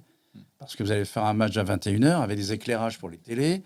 Donc il y a 10 000 luxe sur l'histoire. Vous avez perdu, vous avez gagné. Il y a les réseaux sociaux derrière. Les gars, ils s'endorment à 4h du matin. Maintenant, à l'INSEP, on a fait courir des triathlètes à 21h, donc il faisait nuit, à 16 km/h pendant 1 heure. Donc à haute dépense énergétique. Et on a regardé leur sommeil enregistré par polysonographie, aucune incidence. Ok. Pourquoi? Parce que d'abord, ils étaient dans un labo qui n'était pas éclairé, il n'y avait pas de compétition, et en plus, c'est des gens qui sont déjà entraînés. Donc, la température corporelle était montée, parce qu'on avait mesuré la température corporelle, elle monte à 39, quand on fait l'activité physique à haute intensité, mais la courbe fait qu'on va descendre beaucoup plus vite, et que l'heure et demie pour que, mais là je parle avec un chronobiologiste, c'est-à-dire que la pente de descente de la température corporelle va finalement prévenir le cerveau suffisamment de temps pour dire c'est le moment de dormir, de s'endormir. On s'endormira peut-être un peu plus tard, mais on s'endormira Et c'est aussi. hyper intéressant. C'est-à-dire qu'en fait, genre, imaginons je vais à la salle de sport, c'est beaucoup plus important l'éclairage de la salle Oui. que les mouvements que je vais faire. Oui. Alors après, il y a alors là, on va rentrer un peu dans le détail, c'est que si vous faites de la musculation et du cardio, c'est pas pareil. Parce que si on fait de la musculation, on est sur ce qu'on appelle un versus adrénergique, c'est la fameuse noradrénaline. Adrénaline, c'est les hormones de la vigilance qui vont être sécrétées. Donc on sait que si les niveaux sont hauts, les hormones de la vigilance, c'est pas très bon. Alors que le niveau aérobie, vous montez, il y a moins d'adrénaline, mais vous montez la fréquence cardiaque, donc vous stimulez ce qu'on appelle le système sympathique. Or, comme l'a dit Sylvie tout à l'heure, le cœur, il descend dans la nuit, c'est ce qu'on appelle un système parasympathique qui va tirer vers le bas. Donc, vous avez la possibilité de faire bien varier, sympathique, parasympathique qui va tirer derrière. Donc, vous allez augmenter. Donc c'est mieux de faire du cardio que de la muscu, par Oui. exemple, le soir. Oui. Ah, c'est marrant parce qu'on aurait vraiment envie de penser l'inverse. Oui, et il y a Vu que c'est des mouvements lents et tout. ouais, Pardon. il y a qu'un truc qui pose problème, et on ne sait pas pourquoi. Là, il y a des recherches là-dessus, c'est la natation. On ne Ok. sait pas pourquoi. Mais les gens qui font de la natation le soir ont des troubles du sommeil et de l'endormissement. À cause de Tiens, la donc, température du La jour. température, ouais. Oui. Ouais. La température. Intéressant ça. Ouais. C'est une hypothèse. Qu'est-ce que tu penses de cette étude de Caen là, que j'ai vue il n'y a pas très longtemps avec l'ancienne équipe de Damien Daven? Ils ont pris des sportifs professionnels et des sportifs non professionnels, d'ailleurs des gens qui faisaient relativement peu de sport. Et eux ont observé que les sportifs professionnels n'étaient pas du tout impactés par l'exercice physique tard le soir, alors que les non-sportifs, eux, il faut se méfier, je ne sais pas si tu es très sportif, mais eux avaient tendance à être très embêtés et devaient arrêter le sport, je crois que c'était à peu près 2 heures avant l'heure de coucher Oui, habituelle. alors tu as l'effet entraînement qui va jouer, ça c'est évident. Une régulation hormonale qui est plus fine avec des gens entraînés régulièrement, parce qu'en fonction du sport pro, c'est un petit peu différent aussi. Et c'est pour ça que toutes les études qui montrent le rôle de l'activité physique sur le sommeil, c'est entre 4 et 6 semaines d'entraînement 3 fois par voilà, semaine. d'accord. D'ailleurs, c'est assez amusant. En consultation, on demande aux gens est-ce que vous faites du sport régulièrement? Alors, les gens répondent oui. Combien de fois par semaine? 1 fois par semaine. Oui, non, ça ne suffit pas. Mais c'est régulier. Et quel Oui, sport, c'était la question était mal posée. Je marche. Ah bon, vous marchez où? Devant les Galeries Lafayette. C'est-à-dire, l'intensité est en main un petit peu limitée. C'est une vraie question, ça. Donc, tu vois, pour la question que tu posais tout à l'heure, est-ce que je peux aller faire du cardio à 22 heures? Ça dépend. Si ton heure de coucher habituelle ou souhaitée, c'est 23 heures, c'est peut-être pas une bonne idée, mais à tester. Et puis, si ça repousse ton sommeil, il Si faudra c'est à changer 1h l'horaire. du matin, Exactement. ça se joue. Ok, mais pas de muscu, cardio. Pas de muscu. Ouais, trop bien. Il y a cet adage qui dit les heures avant minuit comptent double quand on va dormir. C'est n'importe quoi. C'est un adage. Ouais, enfin, j'ai Enfin, bon, entendu c'est- ça c'est- beaucoup de fois, oui, mais C'est c'est comme comme le- news total. C'est comme le monde appartient à ceux qui se lèvent tôt. Ok. C'est la même Ça, chose. je suis pas du tout d'accord, étant du soir. C'est pas vrai. Donc, alors, c'est basé sur le fait que le sommeil a une architecture particulière et qu'effectivement, le début de la nuit consiste en sommeil profond. Donc, le début de la nuit, c'est effectivement un sommeil qui est plus récupérateur, en tout cas ressenti comme plus récupérateur. Et qu'effectivement, avant la lumière naturelle, on dormait, on se couchait tôt, enfin plus tôt que maintenant, donc nécessairement avant minuit. Mais maintenant, c'est plus du tout vrai avec la lumière artificielle, les rythmes différents des gens. Mais par contre, c'est les 3 premières heures de la nuit qui sont probablement les plus restauratrices et récupératrices. Ok, donc très très clair. J'ai noté cette question. J'arrive pas à savoir si elle est stupide ou intelligente, mais vous allez me dire. Est-ce qu'il y a une position optimale pour dormir? Est-ce que parce qu'en fait, on peut dormir sur le dos, sur côté gauche, côté droit, À un moment, j'avais de l'acidité. Enfin, je crois que j'en ai toujours en fait, de l'acidité, des reflux gastriques pendant que je dors. Et donc, du coup, il fallait dormir d'un certain côté parce que l'estomac avait une forme qui faisait que ça remontait pas trop. Et ensuite, je voyais un gars dire que oui, mais en fait, de l'autre côté, c'est mieux pour le cœur parce que ça fait une pression, je ne sais quoi. Et moi, je me suis forcé à dormir sur le dos. C'est-à-dire que pendant des années, j'ai appris à dormir sur le dos et maintenant, je dors genre en mode tout en camon. Vraiment, je suis sur le dos, je bouge Il pas. faut surtout soulever votre Ouais. haut du corps avec des oreillers. Avec un... il faut que je le renforce, ouais. Il faut dormir en position, pas demi-assise, mais quoique. Ils faisaient ça très bien au Moyen-Âge. Ouais. Ils étaient dans des lits très petits et en fait, ils dormaient assis. Ce qui devait d'ailleurs leur permettre de lutter contre les apnées, je pense, aussi. Mais sinon, après, côté droit, côté gauche, il y a effectivement... On s'en fout. Voilà, mais c'est... C'est la position dans laquelle tu t'endors. J'adore, mais on est sur la sensation, on est sur le fait de s'écouter. J'aime Hein, bien, tu- j'aime bien. tu- parce que On n'a tu pas vas assez ces bouger la discours-là. Ouais. Lorsqu'on fait des enregistrements, De toute on manière, voit des oui. capteurs de position. Ça Et bouge heureusement, tout le temps. sinon tu auras plein d'escarres. Donc il faut éviter.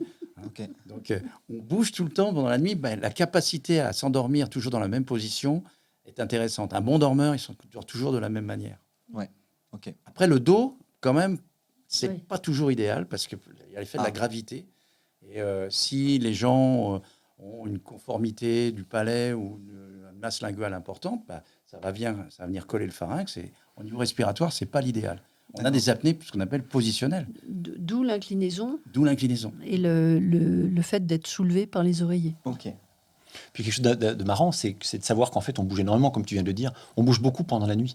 Là, on a fait une étude dans notre laboratoire à Lyon, dans laquelle on a filmé les gens avec 2 caméras, parce qu'on voulait détecter l'ouverture des yeux. On cherchait à savoir si est-ce qu'on ouvre les yeux pendant la nuit. Est-ce que la lumière qui serait présente pendant la nuit, elle est capable de nous affecter, d'affecter notre biologie. Donc, on avait des caméras qui filmaient. Et on avait demandé aux participants, est-ce que vous bougez pendant la nuit? Et on en a qui nous ont dit, non, je ne bouge pas. Je m'endors, Je me réveille le matin, j'ai pas bougé. D'ailleurs, le lit, il est très propre. Enfin, les draps sont tirés. Et on a regardé les vidéos après, c'était très drôle, on accéléré. Et en fait, les gens n'arrêtent pas de bouger. Hein. Donc, on bouge beaucoup pendant la nuit. Donc, on va s'inquiéter réellement, je crois. Ok. Une autre question globale que j'avais notée, c'était sur les rêves. C'était pas considéré comme très sérieux dans la communauté des neurobiologistes il y a quelques années. Ouais. Et ça a un peu changé. Ok. Parce qu'il y a des équipes à Paris, à Lyon, qui s'y intéressent en termes neurobiologiques. Donc, ils s'intéressent à qu'est-ce qui dans le cerveau est actif pendant le rêve et est-ce qu'il peut y avoir un lien avec la vie de tous les jours et même la santé. Et alors, je ne sais pas s'il faut dire beaucoup, mais il y a une très très jolie étude à Lyon en ce moment qui doit être terminée d'ailleurs, chez des gens qui ont qui ont vécu un décès dans leur famille. Eh bien, l'étude a cherché à savoir, c'est Perrine Ruby à Lyon qui a mené cette étude, est-ce que les gens qui rêvent beaucoup, qui repensent beaucoup pendant leur rêve à cette personne décédée, font leur deuil plus rapidement. Et donc, elle a étudié ça, et les résultats montrent en effet que le rêve, la fréquence des rêves, le contenu des rêves est lié avec notre capacité à faire notre deuil plus rapidement ou pas.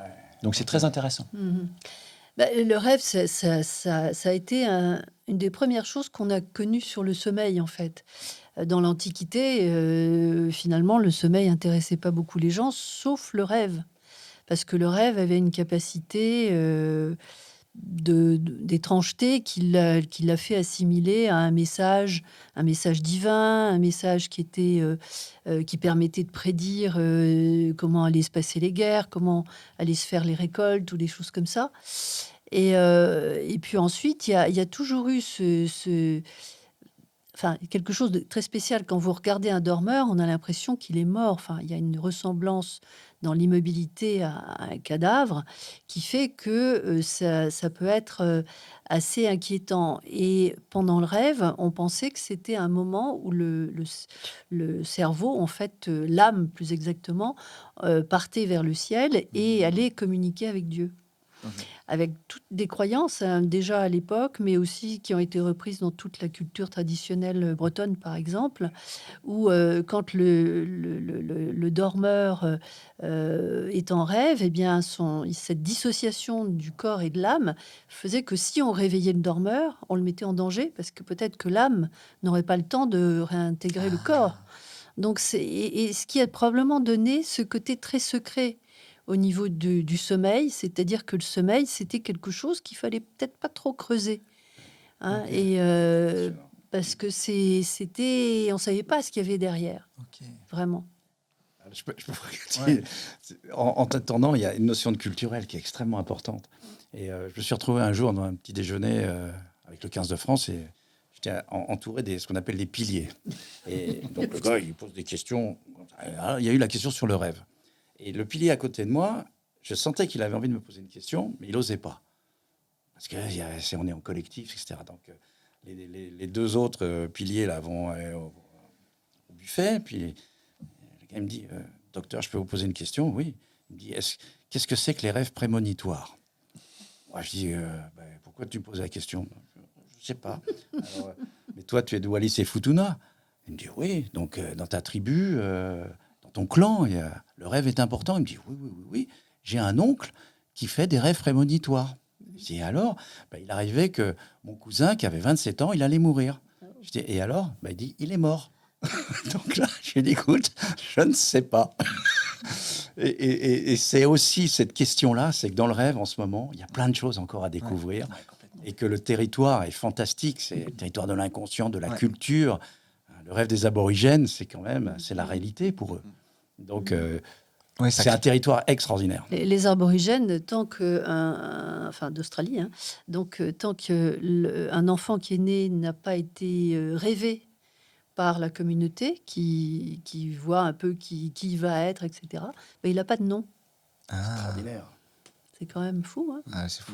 Alors, ceci étant, pour revenir à l'actualité du rêve, il y a effectivement un regain d'intérêt et des équipes qui travaillent non seulement à Lyon, mais aussi à Paris, avec l'équipe d'Isabelle Arnulf. Et il y a un très, très beau travail qui est en train d'être fait sur ce qui peut être de l'ordre de l'apprentissage pendant le sommeil. Pendant qu'on dort, en fait, grâce à des gens qui arrivent à répondre par des signaux un peu infraliminaux, mais rentrer en communication un peu avec l'extérieur. On pensait que c'était que les gens qui faisaient du rêve lucide, mais il n'y a pas que cela. En fait, c'est un peu à la portée de presque tout le monde. On peut arriver à faire des apprentissages basiques chez quelqu'un qui dort. Ok. Ce qui quand même pose Ah oui, j'ai vu ça, ouais, on peut apprendre de par le questions. sommeil et tout. Beaucoup de Ouais, questions. c'est le rêve. Ouais.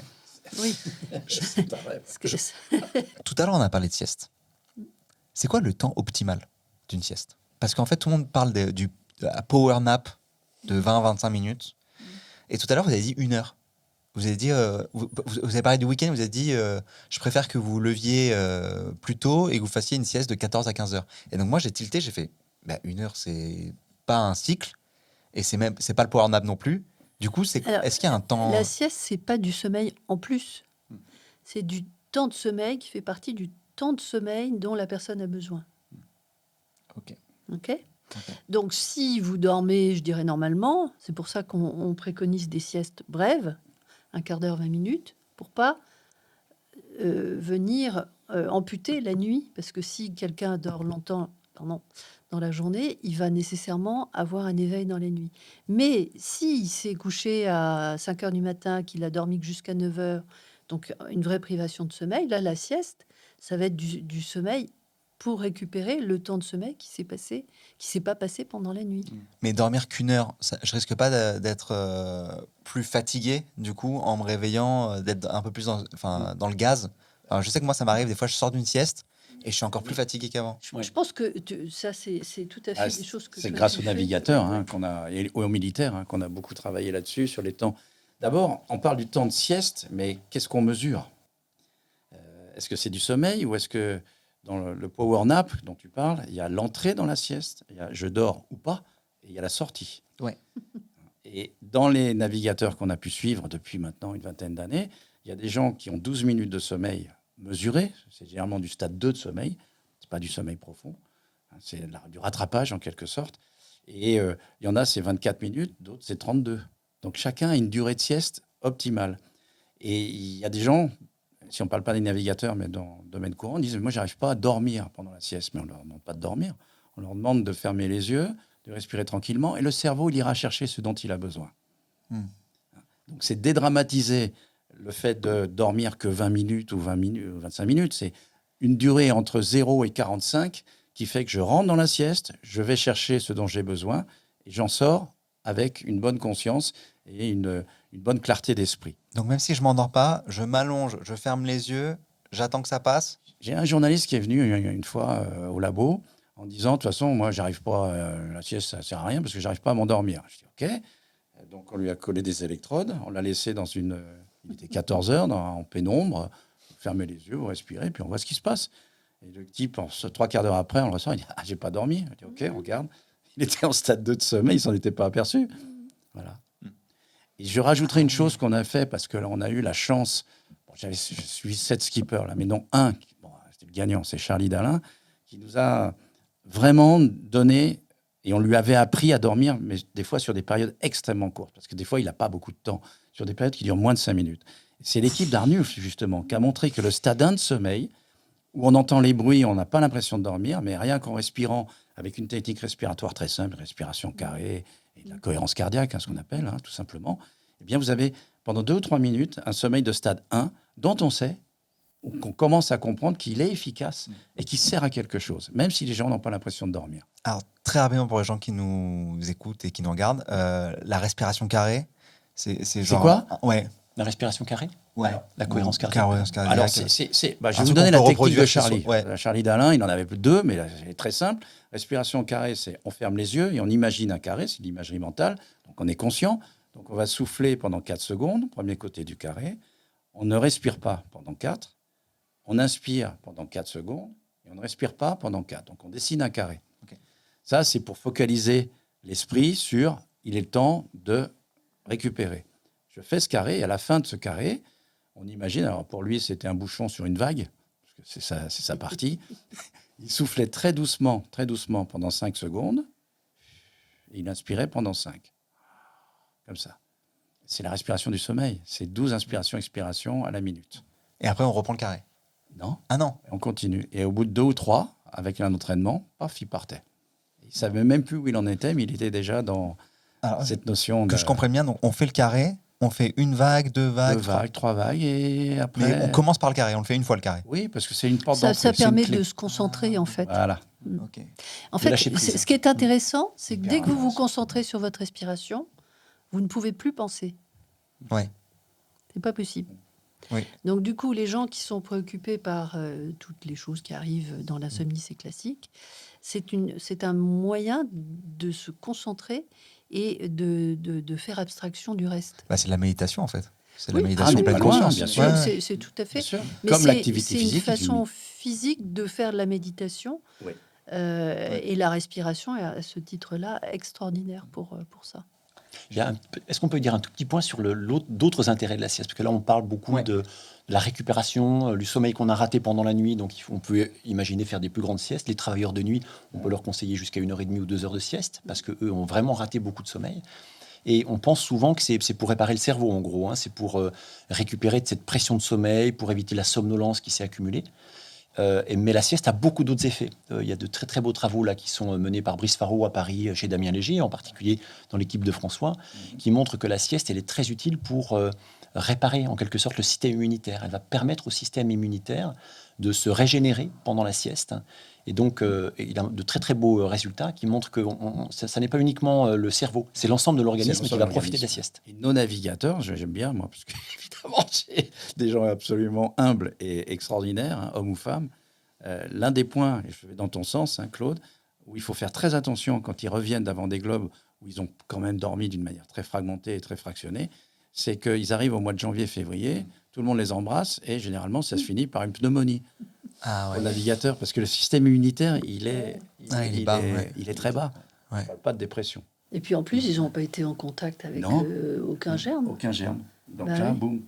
Donc on a du suivi derrière, plutôt pulmonaire, on va dire. Alors, j'ai une question médicale. Imaginons, je suis fatigué tout le temps. Donc là, on a vu que en fait, la fatigue et la somnolence n'ont rien à voir. Et donc, je peux être fatigué tout le temps pour des questions qui ne sont pas liées au sommeil. Je dois aller voir quel type de médecin? Puisque, en fait, on aurait pensé aller voir... Enfin, avant cette table ronde, je serais allé voir un médecin du sommeil. Ah, Mais bah avec non, 8 non, mois non, il faut d'attente. déjà... Oui, il faut peut-être... ça.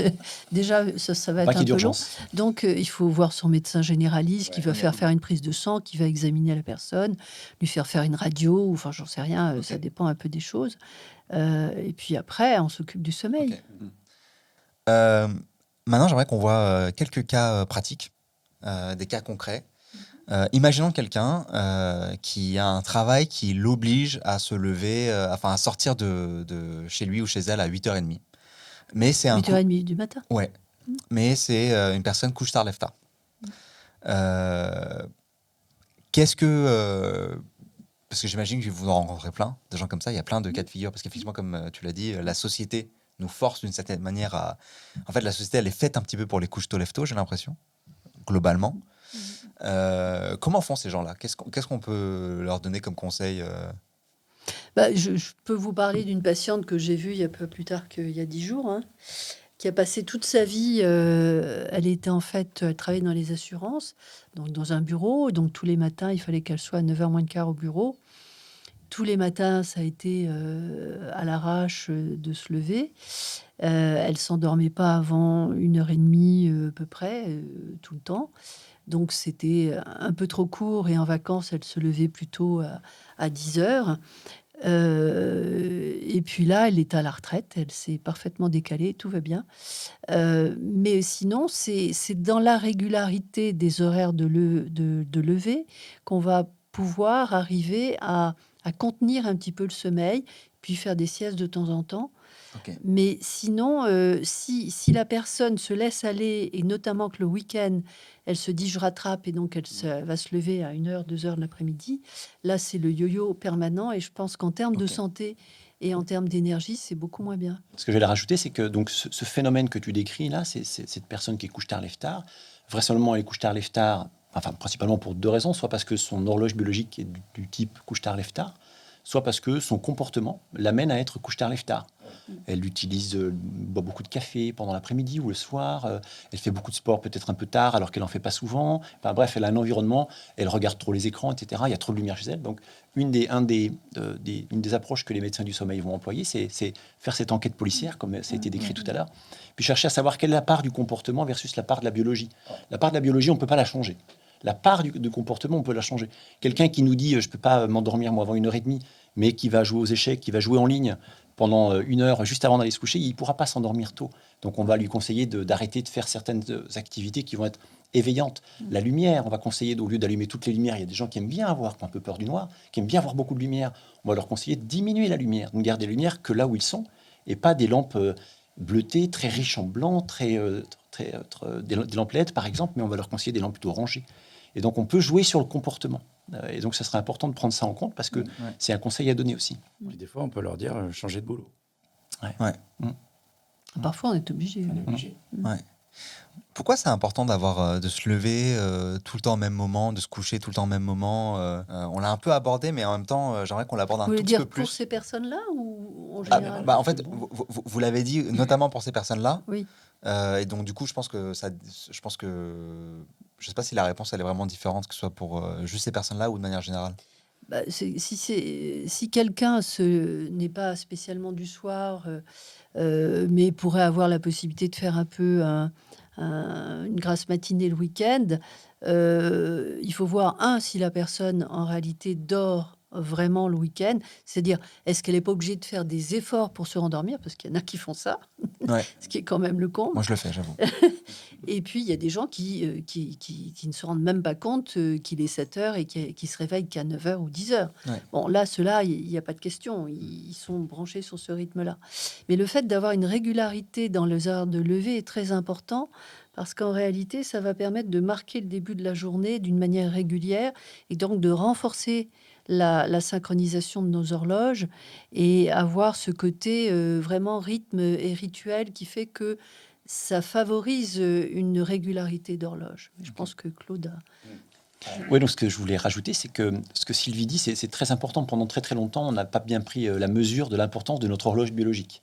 C'est d'ailleurs pas encore enseigné en cours de médecine, c'est pas encore enseigné. Les gens qui font un diplôme interuniversitaire de médecine du sommeil ont un peu plus d'informations, mais peut-être 2 ou 3 heures seulement. Donc c'est pas beaucoup. Ce qu'on a appris là au cours des 5-10 dernières années, c'est que cette horloge dont on a parlé déjà tout à l'heure, elle sert à caler notre biologie à notre environnement. Et donc, elle cherche à promouvoir l'éveil pendant la journée et à promouvoir le sommeil pendant la nuit, mais aussi tout le reste.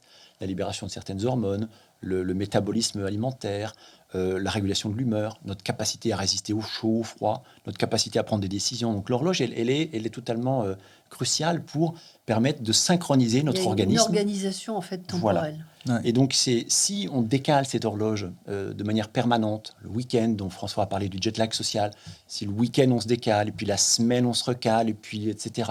Si on subit du changement d'heure, si on fait des voyages transméridiens, etc.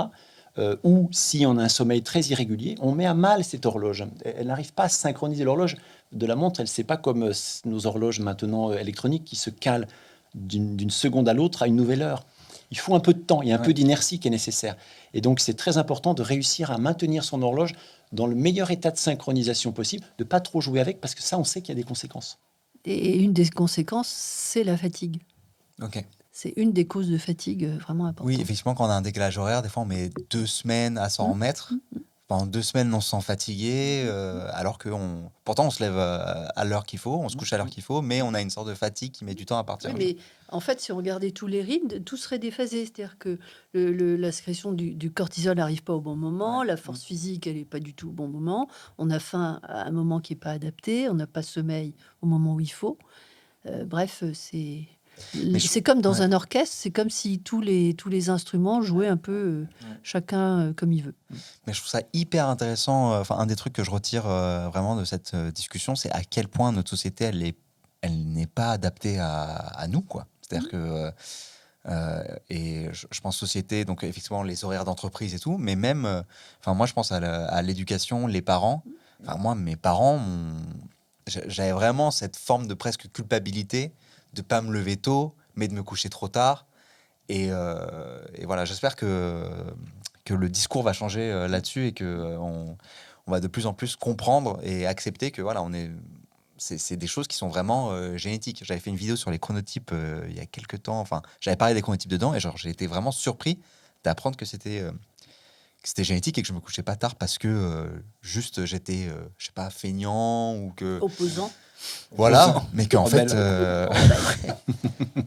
Ça, c'est un point très très important parce que c'est ce qu'on dit depuis le début, c'est chacun a son sommeil. Il y a des petits dormeurs, il y a des grands Ouais. dormeurs, il y a des gens qui se couchent tôt, il y a des gens qui se couchent tard. Mais notre société, elle nous formate quelque part, elle nous amène, elle nous contraint. Et donc c'est important ce message que certains vont s'en sortir bien, ils n'auront aucune difficulté et finalement vont manœuvrer très bien. Puis d'autres vont avoir beaucoup de mal, mais il ne faut pas regarder ces gens-là en leur disant « Oh là là, toi t'es C'est pas ça. bien Ouais. ». Parce que ces gens-là, ils font ce qu'ils peuvent avec ce qu'on leur donne, Ouais. ce que la nature leur a donné en quelque sorte. Et puis, il y a une notion aussi d'équipe. C'est-à-dire que quand vous avez un leader qui est petit dormeur du soir, c'est un avantage compétitif. Je dors peu, mais je me couche tard et quand je me lève, je suis en bonne forme. Mais j'ai une équipe avec moi. Et en fait, c'est des gens qui épuisent les autres. Ouais. Parce que les autres ne sont pas à leur rythme. Ah ouais. Ok, Ça, je il faut vois. y penser aussi, hein, je pense. Le problème, oui, notamment quand on parle des politiques et de certains présidents notamment, effectivement, ils peuvent être de vrais courts dormeurs. Simplement, ils travaillent avec d'autres gens auxquels ils imposent ce rythme. Et là, c'est là qu'il y a des ratés. Parce que nécessairement, tout le monde ne va pas pouvoir fonctionner au même niveau de compétences dans ces horaires-là. Et vous allez avoir des décisions qui vont se répercuter après avec des gens qui vont les prendre et qui ne sont pas nécessairement dans le bon état de repos et dans le bon état d'esprit au niveau du cerveau, quoi. Ouais. À tous les fans de productivité, j'ai un ami à moi avant cette table ronde qui m'a posé cette question, qui est assez dans la productivité, et qui m'a demandé est-ce qu'on peut optimiser son temps de sommeil pour dormir le moins possible tout en restant reposé. En fait, j'ai envie de dire que la réponse est non. Là, après cette... Je crois que la meilleure réponse, c'est quel type de dormeur je suis et comment je Oui. m'adapte en fonction de Ça- qui je Oui, ça suis. mais je dépend. ne peux pas changer ce que je suis. Mais ce qui va être important, enfin, il y a eu des expériences de sommeil polyphasique avec des gens qui ont essayé de dormir 4 heures par nuit.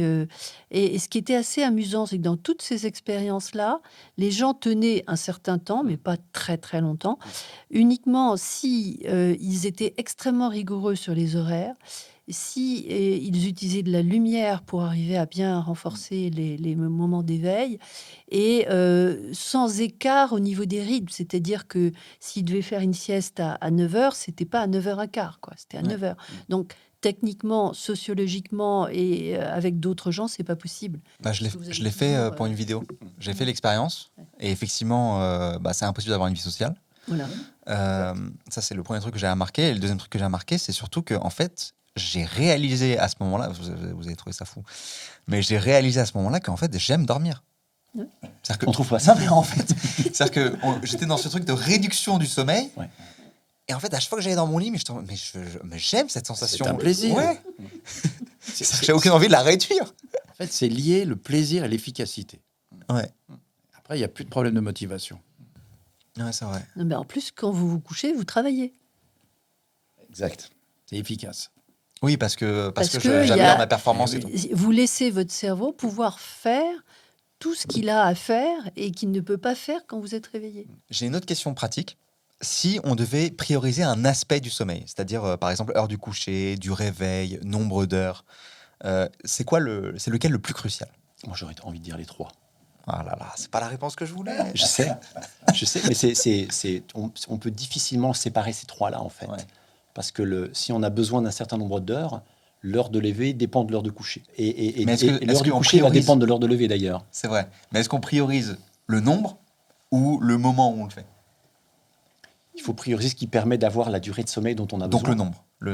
Le nombre d'heures de sommeil. Le Bah nombre oui, d'heures, mais- mais pour avoir son nombre d'heures, il faut se coucher à la bonne heure. C'est ce qu'on dit Ouais. depuis le début. Voilà, hein. le Ouais, problème, ouais. c'est que le nombre d'heures, il va changer en fonction du moment où vous vous couchez. C'est ça. Ouais. Tout est lié. Ouais, puis moi, je répondrais, si je suis content de mon sommeil, c'est bien.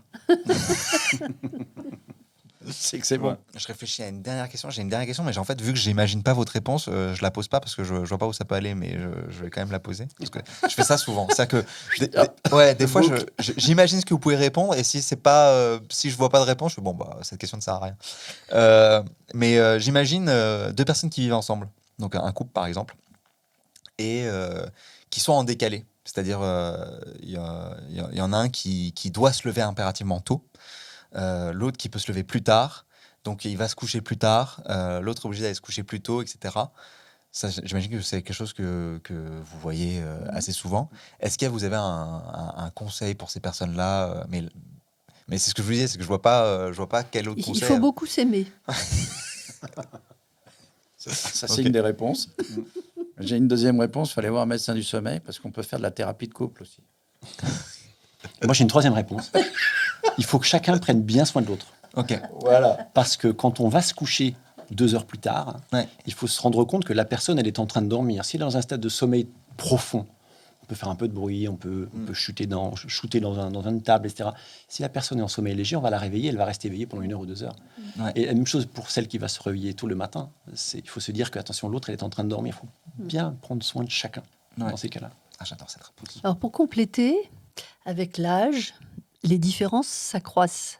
C'est-à-dire quelqu'un D'accord. du matin va devenir plus du matin et quelqu'un du soir plus du soir. Et donc, moi j'ai des couples où pratiquement il y en a un qui va se coucher quand l'autre se lève. Ouais. Donc c'est... Ah ouais. Mais Ah oui, d'accord. Oui, oui, il y a C'est 80 parfois un ans, ça peut C'est un problème ça peut d'immobilier, exister. quoi. Il faut avoir 2 chambres. Ah ouais, c'est clair. Ok, c'est fou. D'accord. Est-ce qu'il y a une question que je vous ai pas posée et vous auriez aimé que je vous pose? Un truc où vous savez, ah, j'aurais aimé donner cette expertise-là aux gens. On n'a pas beaucoup parlé d'insomnie, mais je suis pas sûre que ce soit... Très rapidement, quel conseil pour les gens qui font des insomnies? En fait, si vous voulez, quand on est insomniaque, on met en place des stratégies qui sont complètement à l'envers de ce qu'il faudrait faire. Notamment, en fait, il ne faut pas essayer de rattraper du sommeil, c'est-à-dire se coucher plus tôt en se disant comme ça, je vais pouvoir m'endormir plus vite et dormir plus longtemps. Le matin, il faut éviter aussi de rester au lit pour essayer de rattraper du sommeil. En réalité, si vous avez vraiment des problèmes de sommeil qui sont soit des problèmes d'endormissement, soit des éveils dans la nuit qui font que vous cherchez à chaque fois à dormir plus, il va falloir au contraire prendre une tranche horaire de 6-7 heures pendant à peu près 3 semaines, où vous allez choisir une fenêtre de sommeil, alors soit 23h, 5h, soit minuit, 6h, et vous allez vous astreindre à respecter ce rythme-là pendant à peu près 3 semaines. Et là, vous allez voir que votre sommeil va changer, à la fois en termes de sensation, de continuité. Vous pouvez avoir une somnolence quand même un petit peu au début, mais ensuite, le sommeil va vraiment se reconcentrer. Vous allez pouvoir rajouter un quart d'heure en quart d'heure et dormir un petit peu plus longtemps, avec un sommeil qui sera à la fois continu et de bonne qualité. Après, il y a tout ce qui va concerner la préparation du coucher. Il faut arrêter les écrans 1 heure avant d'aller se coucher. Il ne faut pas se lancer dans des activités super prenantes. Il y a le des soir. médicaments aussi. On peut prendre la mélatonine. Alors, vous C'est bien oubliez ça les médicaments. Quels D'accord. que soient les médicaments, en fait, Ok. dormir, on doit pouvoir dormir sans rien. Ouais. Hein. Et la mélatonine, c'est bien si vous faites un jet lag avec un décalage horaire, vous allez prendre de la mélatonine pour vous resynchroniser. Ça, c'est intéressant. Mais dans l'insomnie, ça n'a pas d'intérêt. Et les autres médicaments, c'est vraiment en cas d'urgence, quand vraiment la personne est vraiment très, très à cran, en difficulté, ou bien qu'il y a une dépression qui existe aussi associée, où là, les médicaments vont permettre de passer des caps. Mais l'insomnie doit se traiter sans médicaments. Ok. Trop bien. Merci beaucoup. Bah, j'avoue, c'est une excellente réponse et je suis content qu'on ait posé la question. Merci beaucoup pour cet échange. C'était trop bien de vous avoir. Est-ce que, je sais pas, est-ce qu'on peut vous suivre quelque part? Est-ce que vous voulez parler de certaines publications? J'en sais rien. Oui, j'ai écrit un livre là, qui s'appelle Notre sommeil, une Ok. urgence absolue, Ok. chez Odile Jacob. On le met en description. Ok, Trop bien. parfait. De l'autre côté, on publie notre recherche sur le centre de recherche en neurosciences de Lyon. Ok. Il faut aller voir notre site, on a régulièrement nos publications, puis on fait un petit topo sur... J'allais conseiller aussi d'aller voir de temps en temps le site INSV, Institut National du Sommeil et de la Vigilance, Ok. qui publie de belles informations, dont l'enquête récente pour la journée de du la sommeil, journée du sommeil. qui a eu Ouais. lieu il y a très peu de temps. Donc allez voir les résultats, très Ouais. intéressant. Pareil, je Et vous mettrai ça en trouvez plein description. d'infos ouais. aussi sur le site du réseau Morphée, réseau-morphée.fr. Là, Ok. il y a beaucoup de choses. Ouais. Ok, trop bien. Et d'auto-questionnaires aussi qui sont sur ces sites validés, Ouais. qui permettent d'avoir des scores qui sont clairement de savoir quel dormeur je suis. Ah oui, pour Connais-toi s'auto-évaluer. toi-même, pour s'auto-évaluer. trop bien ça. Ça nous permet de gagner du temps ensuite Ouais. quand les gens viennent avec une information chiffrée. Avec ou avec les questionnaires du réseau Morphée, où il y a une vraie observation, et ils vont voir les médecins. Et hop. Merci Ça aide. beaucoup. Franchement, je suis trop content. Mais vraiment, je vous le dis sincèrement, je suis vraiment trop content qu'on ait pris ce temps de vous avoir eu tous les trois. C'était trop bien. Je suis trop content. Voilà. Voilà. Donc, la nuit prochaine va être bonne. Ouais, ouais. Merci beaucoup Avec plaisir. Merci. Merci. et à bientôt.